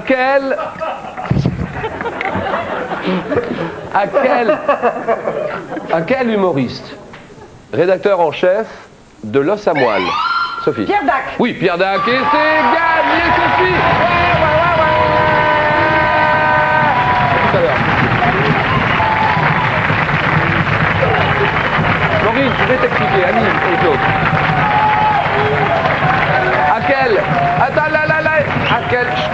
À quel humoriste, rédacteur en chef de L'Os à Moelle, doit-on cette petite annonce? Professeur Bègue donne répétition. C'est Pierre Dac. Alors maintenant, tous les scores, enfin il n'y en a que 2 qui sont remis à 0 d'ailleurs, les 2 scores à 0. On ne dit rien. Elles sont pareilles que moi maintenant. Oui, maintenant elles sont, voilà, vous êtes à égalité. Mais maintenant le changement, c'est que chaque question vaut 3 points, Claude. Nous sommes bien d'accord, 3 points. Maureen, 3 points, Annie pour 3 points, allons-y. Quel prénom? Féminin. D'origine irlandaise. De la même famille que Marie. Oui, Maureen. Maureen. Oui, Maureen. C'est pour toi cette question-là, bravo. Excusez-moi. Isabelle tombe tout à l'heure sur une question à laquelle il fallait répondre Isabelle. Maureen vient de tomber sur une question à laquelle il fallait répondre Maureen. J'attends ma peut-être une question. pour toi, oui, oui, oui. Quel prénom féminin d'origine irlandaise de la même famille que Marie était porté par l'actrice nommée... Maureen O'Hara. Oui, O'Sullivan. Maureen O'Sullivan. Oui, Maureen O'Sullivan, exactement. Bonne réponse de Maureen Dor. Et nouvelle question. En matière de recyclage, quelle partie des automobiles... Annie. Les pneus? Oui, elle est bonne celle-là.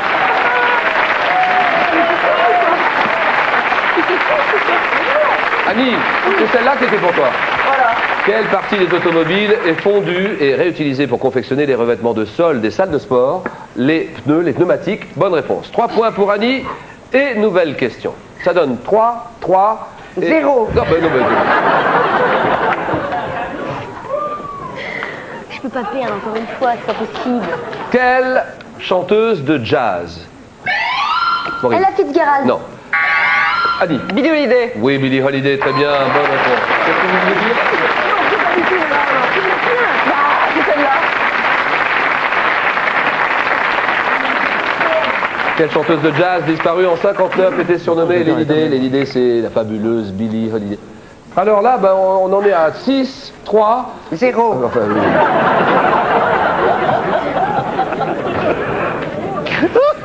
Connu qu'à répétition, c'est génial, ça marche toujours. Cette nouvelle question. Quelle... Et là, attention, parce qu'Annie, si jamais Annie répond à cette question-là, elle est qualifiée et les deux autres sont éliminés. Ça se joue maintenant. Quelle manifestation créée en 1984 a permis en 2002 d'ouvrir plus de 13 000 monuments et sites historiques au public? Maureen, Maureen. La journée du patrimoine. Oui, bien joué. Bonne réponse. Claude l'avait aussi. Les journées du patrimoine. Bonne réponse de Maureen Dor. Et on en est à 6, 6... 0. Mais que c'est vexant, hein. Non, mais écoutez, moi je fais pas exprès. Est-ce que vous pouvez, sur ce jeu-là, peut-être... Juste une petite. Peut-être celle-là. Quel mot composé désigne une personne pratiquant l'humour à froid? Pince sans rire. Ah oui, un pince sans rire, exactement. Et c'est du délire. Et c'est du délire. Ah oui. Ah oui. Et il se prosterne.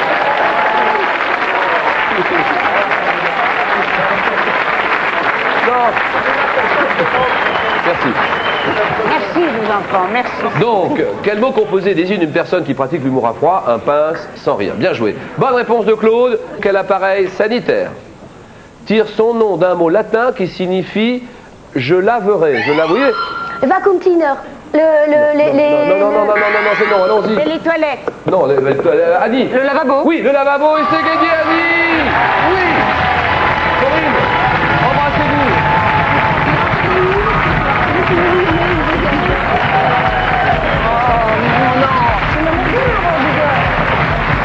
Alors. Bon, on peut s'en aller là. Maureen, embrassez-vous toutes les trois là. Voilà. Voilà. Maureen. Ah, je suis triste. Non, mais c'est pas grave. Mais pourquoi t'es triste comme ça? C'est la deuxième fois que je me fais humilier dans cette émission, ça suffit Le maintenant. premier résultat, c'était quoi le premier résultat? Non, j'étais encore pire, j'étais beaucoup plus mauvaise. Ah bon? Bah, je m'en souviens plus. J'étais très mauvaise. Bon, Ah non, j'aurais bien aimé, bah pour une fois, j'aurais bien aimé vraiment aller plus loin. Allez Maureen, c'est le moment jamais de papoter un petit peu. Comédienne, chroniqueuse à la télévision avec Laurent. Laurent bien sûr. On vous voit à la télévision dans d'autres choses bientôt? Et bah là, on va me voir à partir, je crois, du 28 février, vendredi 28 février, dans La Crime, la série policière sur France 2. Ouais. Où je suis une jeune inspectrice. Oui, avec qui? Avec Dominique Guillot, Isabelle Otero, Didier Cauchy, Jean-François Garot. Et puis votre meilleur rôle, c'est pas celui de jeune maman? Oui. Comment Mon s'appelle? fils va avoir 15 jours. Il va avoir... Il va avoir 2 ans. 2 ans, comment il s'appelle? Gaspard. Un petit bisou, je t'aime, allez-y. Oui, Gaspard, je t'aime. Mais J'espère voilà. que tu es quand même fière de ta maman qui s'est fait ramasser comme une vieille merde. Mais non, pas du tout. Alors Claude, ça va trop vite. Ah oui, ça va trop vite pour moi. Qu'est-ce que tu veux? Je suis ralenti à mon âge. Alors, moi je voudrais qu'on dise un mot parce que je vous ai vu dans la pièce de Laurent, au Théâtre des Variétés il y a quelques jours, Est-ce que c'est pas difficile de reprendre le théâtre à 60 ans, une soixantaine d'années? C'est un tout petit rôle, hein. Non, mais c'est 10 minutes quand même. Oui, même pas, ça doit faire 5-6 minutes. Non, mais c'est important, c'est riche comme rôle. Hein. Ah oui. Vous êtes toujours combattante contre l'agisme, vous appelez ça l'agisme. Oui, le racisme anti-vieux, tu vois. Voilà, ça c'est une horreur totale. Ah oui, ça j'aime pas. Mais c'est pas le cas sur France 2 avec Laurent Ruquier en plus de ça. Oh, il me taquine sec quelquefois. Comment? Je les rembarre, hein. Je voudrais qu'on applaudisse vraiment Claude Sarraute pour son passage dans Question pour un champion, je le dis très sincèrement. Merci d'avoir accepté cette invitation. Merci beaucoup, Maureen. Merci infiniment. Et pour Maureen et pour Claude, cadeau. Larousse a le plaisir de vous offrir avec cette collection d'ouvrages Le Mémo, la nouvelle encyclopédie de référence pour toute la famille. Les filles, on reste concentrés. Tout de suite, le cap à la suite. Nous voici à un moment crucial de ce jeu. Il s'agit de faire 4 bonnes réponses à la suite. Toute erreur vous fait retomber à 0, tout est à refaire et tout ceci enfermé dans 40 secondes. Il faut choisir parmi 4 thèmes et tenter de faire 4 bonnes réponses. Vous avez un avantage, Isabelle, puisque vous êtes la première à choisir. Alors réfléchissez bien. Et ce soir, vous avez le choix entre les couleurs dans le sport. Hein? Les couleurs dans le sport. Ça veut dire quoi? Les répliques célèbres du cinéma. Les excentricités des personnalités. Et la volupté dans la chanson française. Je répète tout ça. Je comprends pas les questions. Non, les questionnaires, tu veux dire. Les couleurs dans le sport. Oui, ben, je peux rien te dire. Ça veut dire que le foot a une couleur et le tennis aussi. Oui, c'est ça, oui. Enfin bon, ça me paraît assez simple. D'ailleurs, j'ai vu les questions avant, ça va. Les répliques célèbres du cinéma, les excentricités des personnalités, ou bien la volupté dans la chanson française. Faites vos jeux, Isabelle Alonso. Je me demande où est le piège parce que des fois il y a des trucs qui ont l'air faciles et après c'est super dur, des trucs qui ont l'air durs et après c'est facile. Non, tout est simple, ce sont des questions d'animateurs. Bon, la volupté dans la chanson française, la volupté carrément. Dans la chanson française. Ici à mes côtés, Isabelle. Alors, vous pensez vraiment passer la première épreuve ou pas du tout, Isabelle? Oh, j'en savais rien, non, oui, je sais pas. Alors maintenant, est-ce que la victoire est à la portée d'Isabelle Alonso ou pas? Ah, bien peut-être sûr. que oui, hein, on verra bien. Bon, Isabelle, des papas et, papa et maman espagnols? Oui, je peux. Bien où est sûr, la caméra que je leur dise que je les adore? Mais bien sûr. Voilà. Et c'est vrai qu'à 10 ans, vous vouliez être présidente de la République? Oui, on m'avait demandé dans une rédac qu'est-ce que je voulais faire quand j'étais grande. Tout le monde a dit puéricultrice ou hostite et moi j'ai dit présidente de la République. Oui, pourquoi pas, oui. Ouais, je trouvais que ça manquait de femmes. Jeune. Oui. Ah oui, ça commençait déjà là. Hein. Absolument. Donc toujours militante féministe, toujours à Donf? Oui, absolument. Bon, vous êtes toujours écrivain, romancier, auteur, homme de lettres? Écrivaine, romancière, femme de lettres. Et femme de lettres, voilà. Petite provocation. Chroniqueuse radio, télé ou pas? Chez Monsieur Ruquier, comme vous le savez. Bien sûr. Alors, on a quelque chose pour vous. Vous avez des amis, vous avez des admirateurs. On leur a demandé des pronostics. Et regardez ce qu'ils ont dit sur vous. Regardez bien. Isabelle Alonso. Ah, moi je suis certain que c'est Isabelle qui va être la gagnante. Je sais pas, dans sa tête, c'est inné. C'est une dame très rapide, j'ai peur qu'elle appuie trop tôt sur le buzzer. Je crois que c'est quelqu'un qui a beaucoup travaillé aussi bien au niveau des triceps que des avant-bras. Donc au niveau du buzzer, elle sera non seulement la première à taper sur le buzzer, mais peut-être même à l'exploser. Le buzzer a un petit côté phallique. Et vu qu'elle est assez féministe, à la limite, si elle peut tenir le pantalon, c'est un peu une victoire de la femme sur l'homme.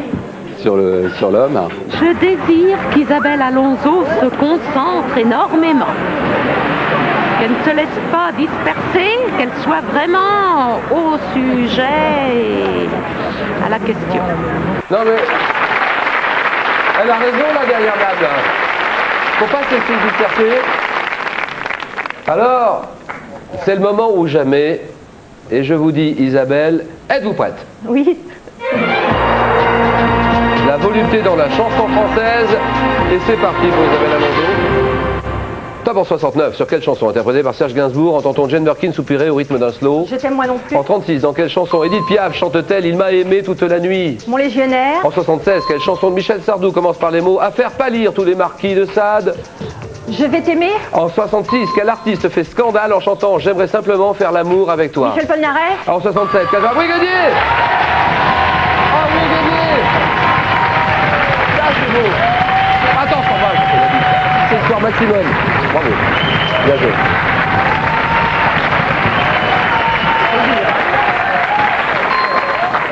Mesdames, Mesdemoiselles, Messieurs, la parole maintenant à Sophie Garel.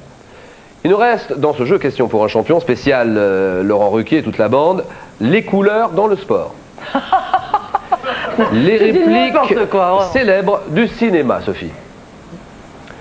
Et les excentricités des personnalités, Sophie. Il faut choisir. Il faut réfléchir pour avoir l'air intelligent ou on dit n'importe quoi tout de suite? Choisir. Les excentricités, ça y est, je te l'ai dit, les excentricités. Allez, c'est bon, allez, voilà. À mes côtés, Sophie. À mes côtés ici, Sophie. Les excentricités des personnalités, allons-y. Sophie Garel, qui sait tout faire? Non, c'est vrai, radio, télévision, comédienne. Et le tagine, tu sais comment on préfère le tagine? Et le tagine aussi, ouais, je suis d'accord. Combien de jeux télévisés dans toute cette carrière? Combien de jeux? Plus de 150. Plus de 150 jeux télévisés. Plus de 150 jeux. Alors là aussi, on a fait la même chose, un petit micro-trottoir. Les pronostics des amis, des copains, des admirateurs de Sophie Garel. Je pense que Sophie Garel peut gagner Question pour un champion. Sophie Garel, sans aucun doute, va les écraser tous. C'est vrai qu'elle a fait d'autres jeux avant à la télé. Elle a participé longtemps à l'Académie des Neufs. Donc je pense que pour Question pour un champion, il n'y a pas de grosse différence. Elle a la rapidité, le sens de la radio et beaucoup de culture. Sophie Garel, il faudra l'éloigner des messieurs. On va surtout la surveiller, Sophie, qu'elle se concentre un peu sur les questions et pas sur les candidats masculins, surtout. Ah, c'est vrai ça, C'est vrai ou c'est pas vrai? Il faut dire qu'Arnaud est la plus jeune recrue dans notre équipe, mais il a le sens de la vraie femme. L'opinion de Sophie Garel sur Laurent Ruquier. Ah bah attends, mais qu'est-ce que tu veux dire de mal sur ce garçon qui te prend alors que tu n'es plus qu'un tas de boue dans la rue, qui vient te prendre dans ses bras, mais c'est un délice, il vient chercher dans le ruisseau, voilà, et te sort du ruisseau, c'est génial. C'est mon patron et ce serait mon mari s'il insistait. C'est te dire. Sophie Garel, dans Question pour une championne. Tu as bien fait de prévoir le déambulateur. Attention, oui. Attention. 40 secondes. C'est parti. Les excentricités des personnalités.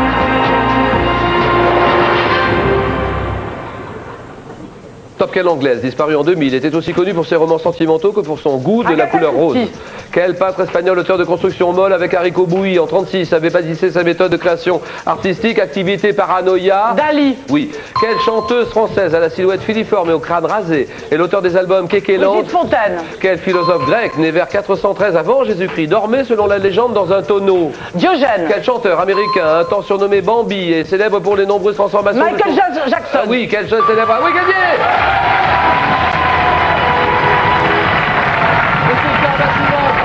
Sophie, laisse-la là s'il te plaît parce que là on en a encore besoin. Viens, t'embrasse. 4 points. Ouais, bravo.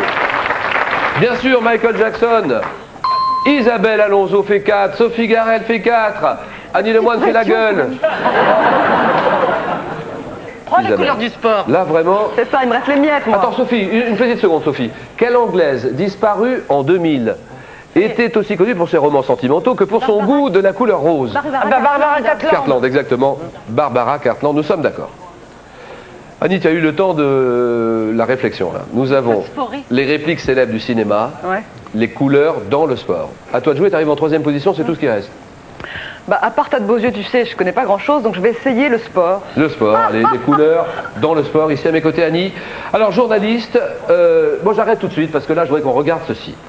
Tous les copains, les copines, les admirateurs, les admiratrices, regardez ce qu'ils pensent d'Annie Lemoine. Il y a Gueuluc, non? Annie Lemoine est la championne. C'est une spécialiste des conseils, elle va s'en donner à elle-même. Percutante, très percutante, Annie.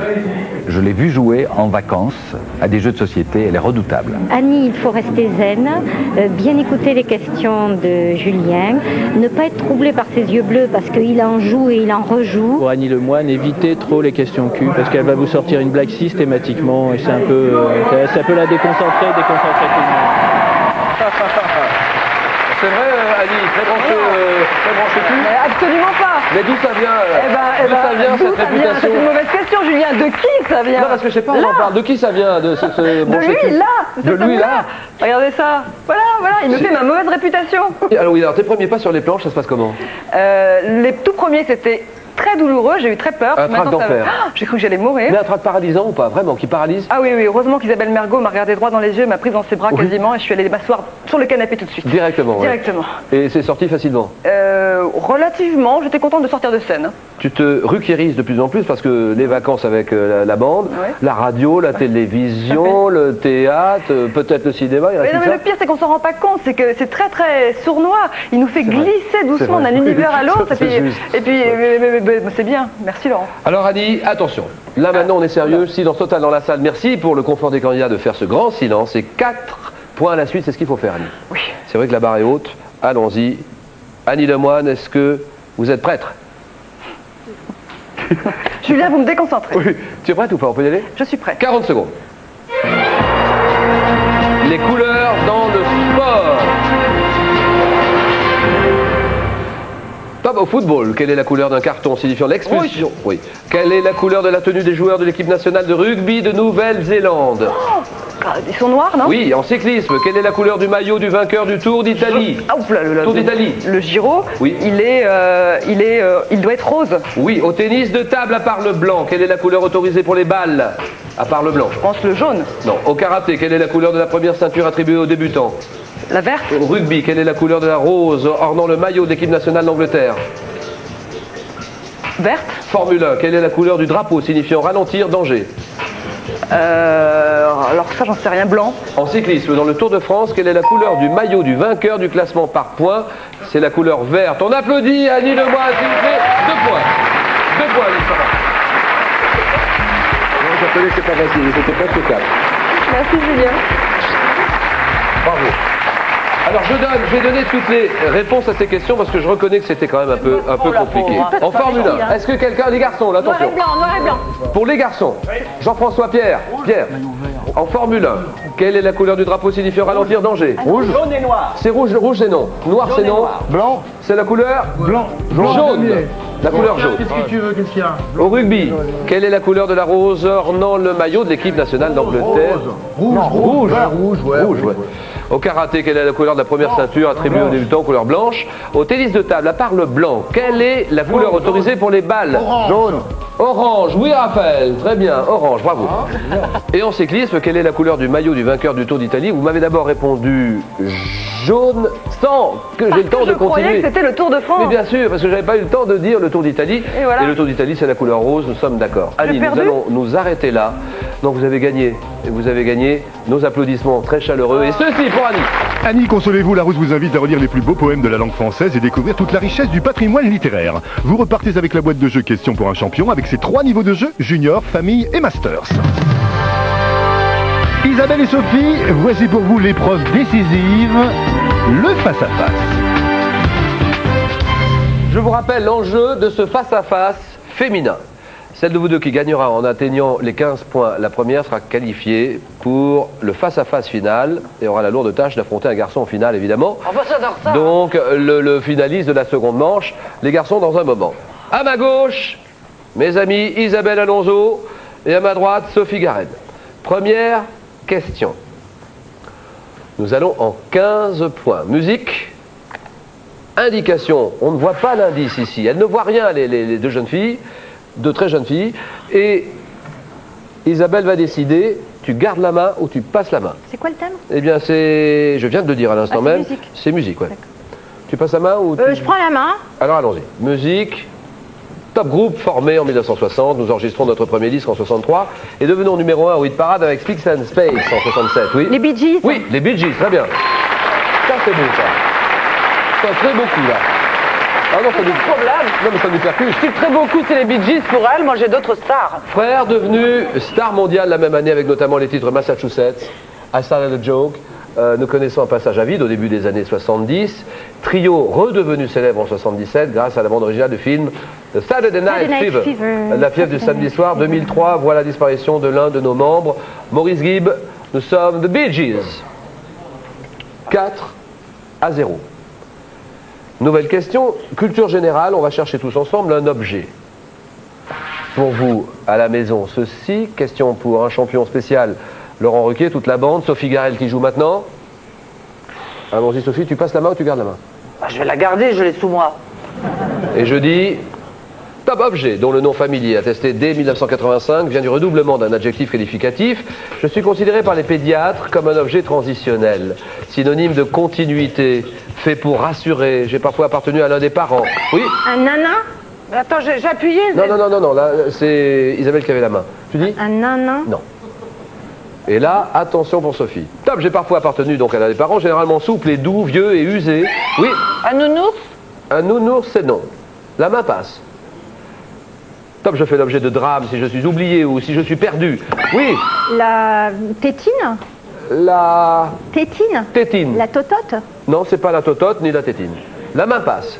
Top, peluche ou tissu dont un jeune enfant, oui. Un doudou? Oui, c'est ça. C'est le doudou. C'est bien joué, Sophie. J'appelle ça un nana? Ah ben, c'est le doudou. Non, ça s'appelle le doudou, vraiment. Dont un jeune enfant donc ne se sépare jamais. Le doudou. 4 à 1 et nouvelle question culture générale. Culture générale. Avec cette indication. Isabelle a la décision. Tu passes la main ou tu gardes la main? Je prends la main. D'accord.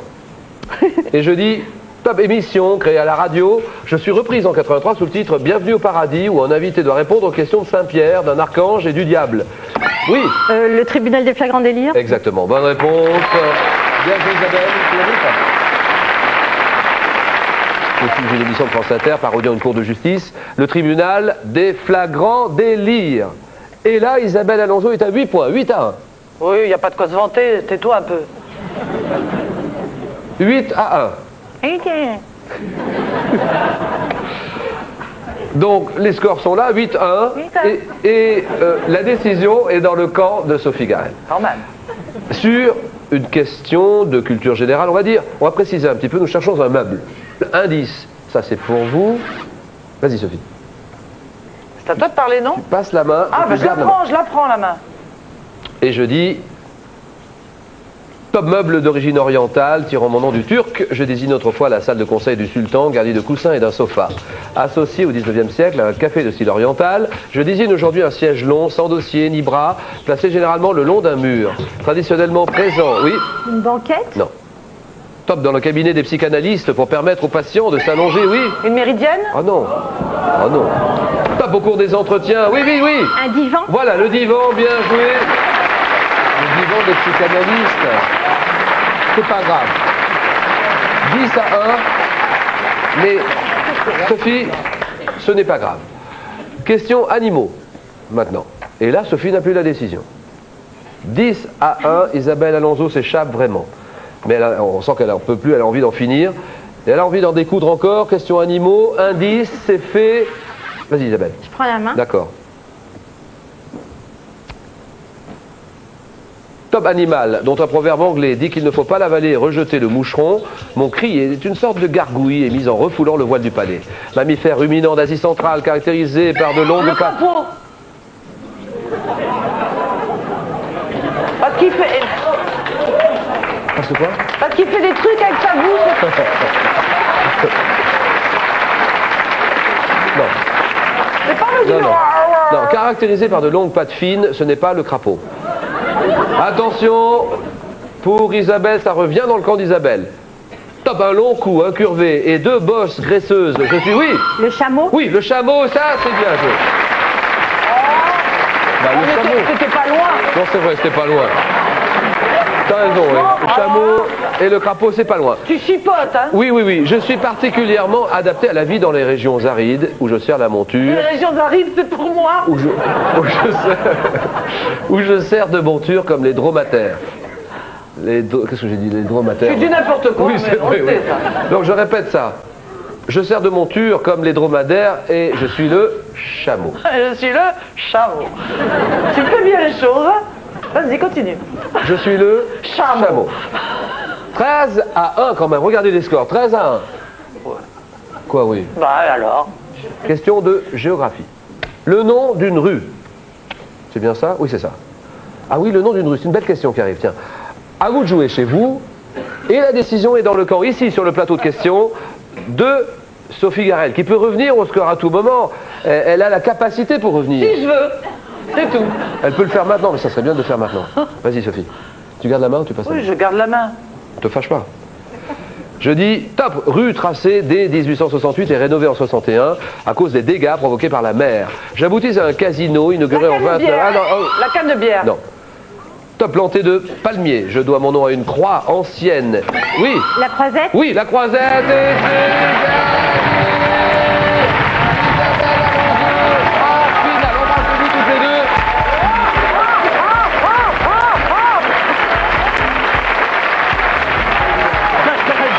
Toi aussi t'as l'esprit de compète. Ah si. Bon, bah ça va nous faire une finale avec Alonso alors. Sophie Garel arrive donc en deuxième position et elle gagne. Ceci, on t'offre ceci, regarde. Avec ce lot d'ouvrages accompagné du CD-ROM du Grand Larousse de la cuisine, Larousse vous propose un tour du monde des saveurs. Isabelle Alonso qui gagne la manche, ça vous étonne ou pas? Cela dit, il y avait quand même que des filles en face d'elle. Comment tu fais ça, la double? Le problème, c'est que le mec qui va vraiment tomber face à Isabelle Alonso en finale, il a vraiment un rôle important ce soir. Parce qu'autrement, on va en entendre toute l'année. Mais c'est vrai qu'un match Isabelle Alonso face à l'un d'entre nous, c'est déjà autre chose. C'est plus qu'un match, c'est un super match. Parce qu'elle représente la femme, Isabelle Alonso. Allez les garçons, on se met en place et on y va. Alors, Isabelle. Isabelle, est-ce qu'il vous impressionne, les garçons? Il y a quelqu'un qui vous impressionne tout particulièrement ou pas du tout? Pas du tout. Il y en a un que vous redoutez? Ils peuvent quand même pas m'impressionner, les garçons. Les filles m'impressionnaient, oui, mais les garçons... Alors, vos favoris, Claude? Moi, je veux vexer personne, mais moi, je parierais sur Miller. Sur Gérard Miller. Ouais. Allons-y, Isabelle, on se mouille un peu. Ah non, pas de pronostic. Non, Maureen? Non, impossible. Moi, je pense que Raphaël peut l'avoir joué complètement depuis le début de sa vie. Je suis mou et je suis lent. Ouais. Et en fait, se réveiller, je suis un Tanagra et je suis rapide. Sophie? Moi, je parierais sur Pierre Bénichou s'il ne perd pas le contrôle de ses nerfs, parce qu'il en a encore quelques-uns. Oui, oui. Et Annie? Moi, je crois que Laurent a toutes ses chances. Merci, toutes les autres sont virées. Voilà. J'étais sûr. Bon, présentation de la seconde manche, présentation des candidats masculins. William. Ce grand journaliste d'1m91 ne vient pas qu'en simple observateur et malgré un parcours sans faute dans la carrière de Pierre, un seul trophée manque à cet homme de marbre, la fameuse Vénus qu'il rêve secrètement d'emporter. Bienvenue à Pierre Bénichou. Il se qualifie volontiers de pitre, mais en vrai comédien, il cache son jeu. Seule question ce soir, va-t-il enfin nous révéler ce qu'il dissimule sous son bonnet? Nous avons le plaisir d'accueillir Jean-François Derek. Son idole, Julien Lepers, comme lui, il a toujours rêvé de poser des questions, mais sera-t-il plus clair dans ses réponses? Il a une vraie chance de gagner, c'est lui qui s'est chargé d'expliquer la règle du jeu à ses petits camarades. Plein feu sur Raphaël Mizrahi. Spécialiste